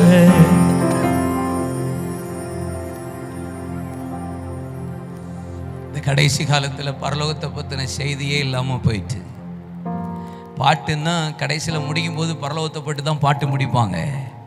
பிரசங்கமாக பரலோகம், நரகம், பாவ மன்னிப்பு, எச்சரிப்பு, இதுதான் முடிப்பாங்க. இதுதான் பிரசங்கமாகவே இருந்துச்சு. இன்னைக்கு எல்லாமே only blessing. முதலாவது ராஜ்யத்தையும் நீதியும் தேடுங்க. ஐ எம் நாட் இங்கே பாருங்க, நாட் எகெயின்ஸ்ட். இங்கே பாருங்க, எனக்கு வந்து ஆசீர்வாதத்துக்கு வந்து ஒரு பெரிய எதிராளியெல்லாம் கிடையாது. I am so blessed. கர்த்தர் என்னை ஆசீர்வதித்திருக்கிறார். என் சிந்தனை, என் இருதயம் எல்லாம் ஆசீர்வாதத்து மேலே இல்லை, ஆசீர்வாதத்தை தந்தவர் மேலே, அந்த பரலோகத்தின் மேலே. அதுதான் என் வாஞ்சியா இருக்கு, அதுதான் என் எண்ணமா இருக்கு, அதுதான் என் நோக்கமா இருக்கு. எப்படியாவது நான் அவரை பார்க்கணும், எப்படியாவது ஒரு கூட்ட ஜனத்தை கொண்டு போகணும், அதுதான் என் ஆசை. இந்த 25வது வருஷம் ஒரு உத்தரவாதம் பண்ணுவீங்களா? கர்த்தர் எனக்கு பெரிய காரியங்களை செய்தா, இது நிமித்தம் நாங்கள் மகிழ்ந்திருக்கிறோம். புறஜாதிகளும் சொல்லணும், கர்த்தர் எங்களுக்கு பெரிய காரியங்களை செய்தார் என்பதை சொல்லணும்னா, நீங்கள் தரித்து நின்று பெரிய காரியங்களை பார்க்கணும்னா, கர்த்தர் உங்களுக்கு பெரிய காரியங்களை அறிவிக்கணும்னா, பெரிய காரியங்களை அவர் செய்தார், செய்கிறார், செய்ய வேண்டுமானா, உங்களை பார்த்து சொல்கிறேன், நான் நடு சபையில் நிற்பேன். சபை நடுவில் இருந்து உத்தரவாதம் எடுப்பேன். சும்மா சாதாரணமாக வந்து போகிற விசுவாசியை போல நான் இன்னைக்கு பொறுக்க போகிறதில்ல. ஒரு உத்தரவாதத்தோட இந்த 25வது வருஷம் ஒரு பொருத்தனை பண்ணுறேன்.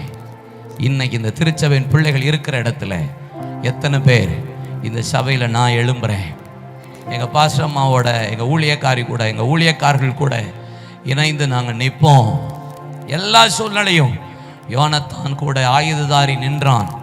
அவன் சொன்னான், எனக்கு ரொம்ப பிடிச்சது, உம்முடைய மனதின்படியெல்லாம் செய்யும், உமக்கு பின்னே நான் வந்து கொண்டே இருப்பேன். ஆண்டவர் இந்த சபையை பார்த்து கேட்குறேன், எத்தனை பேர் உங்கள் ஊழியக்காரியை பார்த்து, இந்த திருச்சபையில் இருக்கிற ஊழியக்காரர்களை பார்த்து, உங்கள் மனதின்படி நீங்கள் செய்யுங்க, உங்கள் கூட நாங்கள் வாரோம் அப்படின்னு சொல்கிறவங்க எத்தனை பேர் இருக்கீங்க? நெகேமியா 52 டேஸில் கட்டி முடிச்சான் இருக்கு. 50 நாளில் ஒன்லி 52 டேஸ், 152 வருஷம் செய்ய முடியாததை 52 வருஷம் செஞ்சு முடிச்சான். 52 நாளில் செஞ்சு முடிச்சான். எப்படி நடந்துச்சு தெரியுமா? மளிகை கடைக்காரன்லேருந்து ஆசாரியன் வரைக்கும், மளிகை கடைக்காரன்லேருந்து ஆசாரியன் வரைக்கும் அவங்க வீட்டுக்கு முன்னாடி இருக்கிற அந்த மதிலை அவங்க கட்டினாங்க. அவங்க பங்குக்கு அவங்க கட்டினாங்க. இந்த ராஜ்யத்தை ஒரு ஒன் மேன் ஆர்மி ஷோ கிடையாது. எழுப்புதல் ஒரு சிங்காரி அம்மாவோ, அவங்க பிள்ளைகளோ, ஒரு திருச்சபையோ, ஒரு கார்த்திகை மாலையிலோ, ஒரு மோகன் சேனனோ, ஒரு அகஸ்டின் அண்ணனோ, ஒரு மோகன் பாஸ்டரோ, ஒரு ஆளால் ஒரு கதையும் நடக்க போகிறதில்லை. அவங்க பங்குக்கு கட்டணும். இன்னைக்கு இந்த ஆலயத்தில் நான் என் பங்குக்கு இந்த சபையோட இணைஞ்சு கட்டுவேன், நடுவில் நிற்பேன். அந்த உத்தரவாதத்தை எங்கள் சபைக்கு நான் கொடுக்குறேன், என் ஊழியக்காரிக்கு நான் தர்றேன். கேள்வியே கேட்காம கேள்வியே கேட்காம உம்முடைய மனதின்படியெல்லாம் செய்யுங்க. கர்த்தர் காரியத்தை கைகூடி வர பண்ணுவா. பெரிய காரியங்களை நம்ம சேர்ந்து பார்ப்போம் அப்படின்னு சொல்றவங்க இருந்தா லிஃப்ட் யுவர் ஹேண்ட்ஸ், இன்க்ளூடிங் நானும் சேர்ந்து சொல்றேன். உங்க கூட எழுப்புதல் வரைக்கும் வருக வரைக்கும் நிற்பேன், கண்டிப்பா நிற்பேன். என் மனது இப்படி சொல்லுகிறது, என் ஆவி எனக்குள்ளே துதிக்கிறது, என் ஆவி எனக்குள்ளே துதிக்கிறது. ஹல்லேலூயா. கண்களை மூடுங்கப்பா, அப்படியே ஜெபம் பண்ணுங்க, அப்படியே ஜெபம் பண்ணுங்க, அப்படியே ஜெபம் பண்ணுங்க, ஜெபம் பண்ணுங்க. வாயை திறந்து நல்ல ஜெபம் பண்ணுங்க, நல்ல வாய்களை திறந்து ஸ்தோத்திரம் பண்ணுங்க. ராகாந்தாரா காபா, ஒப்பு கொடுங்க, ஒப்பு கொடுங்க. தாகாபாரா, அர்ப்பணிக்கணும். இது கமிட்மெண்ட் டைம். உங்களுக்காக ஜெபிக்க போற நேரம் இல்லை. இது நான் உங்களுக்காக ஜெபம் பண்ணுவேன். ஆனால் இது உங்களுடைய கமிட்மெண்ட். எங்கள் சபையோட, எங்கள் ஊழியக்காரியோட என் பங்குக்கு நான் கட்டுவேன், இணைஞ்சு நிற்பேன், கேள்வி கேட்க மாட்டேன். கர்த்தர் காரியத்தை கை கூட வர பண்ணுவா. இதுல பேசுறவனுக்கு பங்கு கிடையாது. வேலை பார்க்கிறவனுக்கு கர்த்தர் சொல்றார், நான் உனக்கு பங்கு தருவேன். கையை தட்டி ஆண்டவரை மகிமைப்படுத்துவோமா? ரபலகந்தரகடதியா கரலவா உடகதனகடதி அந்தரடதரிலிபி ஷபரலகதியா கரலவா மமக்கந்துரிபி அந்தரடதரிலிபியா தெரேலகதரலவா. அபிஷேகம் பண்ணப்பட்ட உங்களுக்கு முன்பாக பூட்டப்படாதிருக்கிற வாசல்கள் உங்களுக்கு இந்த ஆண்டு உண்டு. கோரேஸ் அபிஷேகம் பண்ணப்பட்டவன், அவன் என் மேய்ப்பன், அவன் அஸ்திபாரப்படு கட்டப்படு என்று சொன்னபோது அவன் எனக்கு சித்தமானவைகளும் எனக்கு பிரியமானவைகளையும் செய்தான். அவனை நான் என் மேய்ப்பன் என்று சொன்னேன். அவனுக்கு முன்பாக பூட்டப்படாதிருக்கிற வாசல்கள் உண்டு. வெண்கல கதவுகளை கர்த்தர் உடைக்கிறார், இருப்பு தாழ்பாளை முறிக்கிறார். அந்தரங்கத்தில் இருக்கிற ஒளிப்பிடத்தில் இருக்கிற புதையிலை பொக்கிஷங்கள் நீ காண்பாய், நீ காண்பாய், நீ காண்பாய். ரகந்தரலபா ஷகதியா கரலபா. ஓ மகா பரிசுத்த திரைச்சீலை இரண்டாய் கிழிந்து பிரிந்தது போல இந்த ஊழியத்தில் சில திரைகளை மூடி இருந்தது. இந்த 25வது ஆண்டு கர்த்தர் அதை பிரிக்கிறார். சில திரைகள் விலகுகிறது, திரைகள் விலகுகிறது. இந்த ஊழியத்தில் ஊழியக்காரியே, ஊழியக்கார குடும்பமே, உங்களுக்கு முன்பாக போட்டு வைத்திருந்த திரைகள், தடுத்து வைத்திருந்த செங்கடல்கள், தடுக்கப்பட்டிருந்த யோர்தான்கள், போக விடாதபடி தடை பண்ணின செங்கடல்கள் பிரிகிறது, திரைகள் விழுகிறது.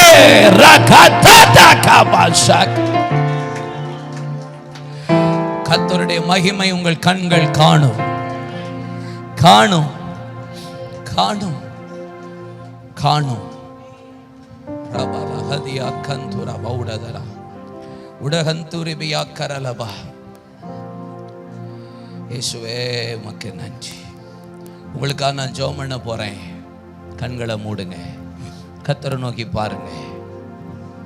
உங்களுக்கு பெரிய காரியம், பெரிய காரியம், ஆராய்ந்து முடியாது, எண்ணி முடியாது பெரிய காரியம். பயப்படாதீங்க, மகிழ்ந்து களி கூறுங்க. கர்த்தர் பெரிய காரியம் செய்கிறார், செய்கிறார், செய்கிறார். பெரிய காரியம், பெரிய காரியம், பெரிய காரியம். ஹல்லேலூயா. ரபாலா கந்தரலபா கபா ரிகந்தரலபா ஷகதியந்தரலபா உரியங்கந்தரலகதரலபா. நீங்க காற்றையும் காண மாட்டீங்க பாஸ்டர், மழையும் காண மாட்டீங்க. உங்க பள்ளத்தாக்குகளை கர்த்தர் நீரூற்றி நான் நிரப்புவேன். வாய்க்கால வெட்டுறதுக்கு மாத்திரம் யோசிக்காதீங்க, பிரயாசப்பட யோசிக்காதீங்க. பிசாசு மூடிடுவானேன்னு யோசிக்காதீங்க. அவன் மூடுறதுல சோர்ந்து போயிடுவான். நீங்க வெட்டுறதுல சோர்ந்து போகாதீங்க. ரகபோத்தை கர்த்தர் உங்களுக்கு காண்பிக்கிறார். ராகாந்தார் அலகதியா கரலபா. ஜெபம் பண்ணுங்க, ஜெபம் பண்ணுங்க. சபையோடு இணைந்து, இந்த ஊழியத்தோடு இணைந்து நிற்கிற ஒவ்வொரு பிள்ளைகளுக்கும் கர்த்தருடைய மகிமை வெளியரங்கமாகும். கர்த்தர் பெரிய காரியங்களை இன்றிலிருந்து உங்கள் வாழ்க்கையில செய்ய போகிறார். கர்த்தருடைய மகிமை உங்கள் கண்கள் காண போகிறது. நீங்கள் தரித்து நின்று கர்த்தருடைய பெரிய காரியங்களை காண்பீர்கள். ஒரு வார்த்தை சொல்றேன், உங்களை கொண்டு கர்த்தர் பெரிய காரியங்களை செய்ய போகிறார். நல்ல கையை தட்டி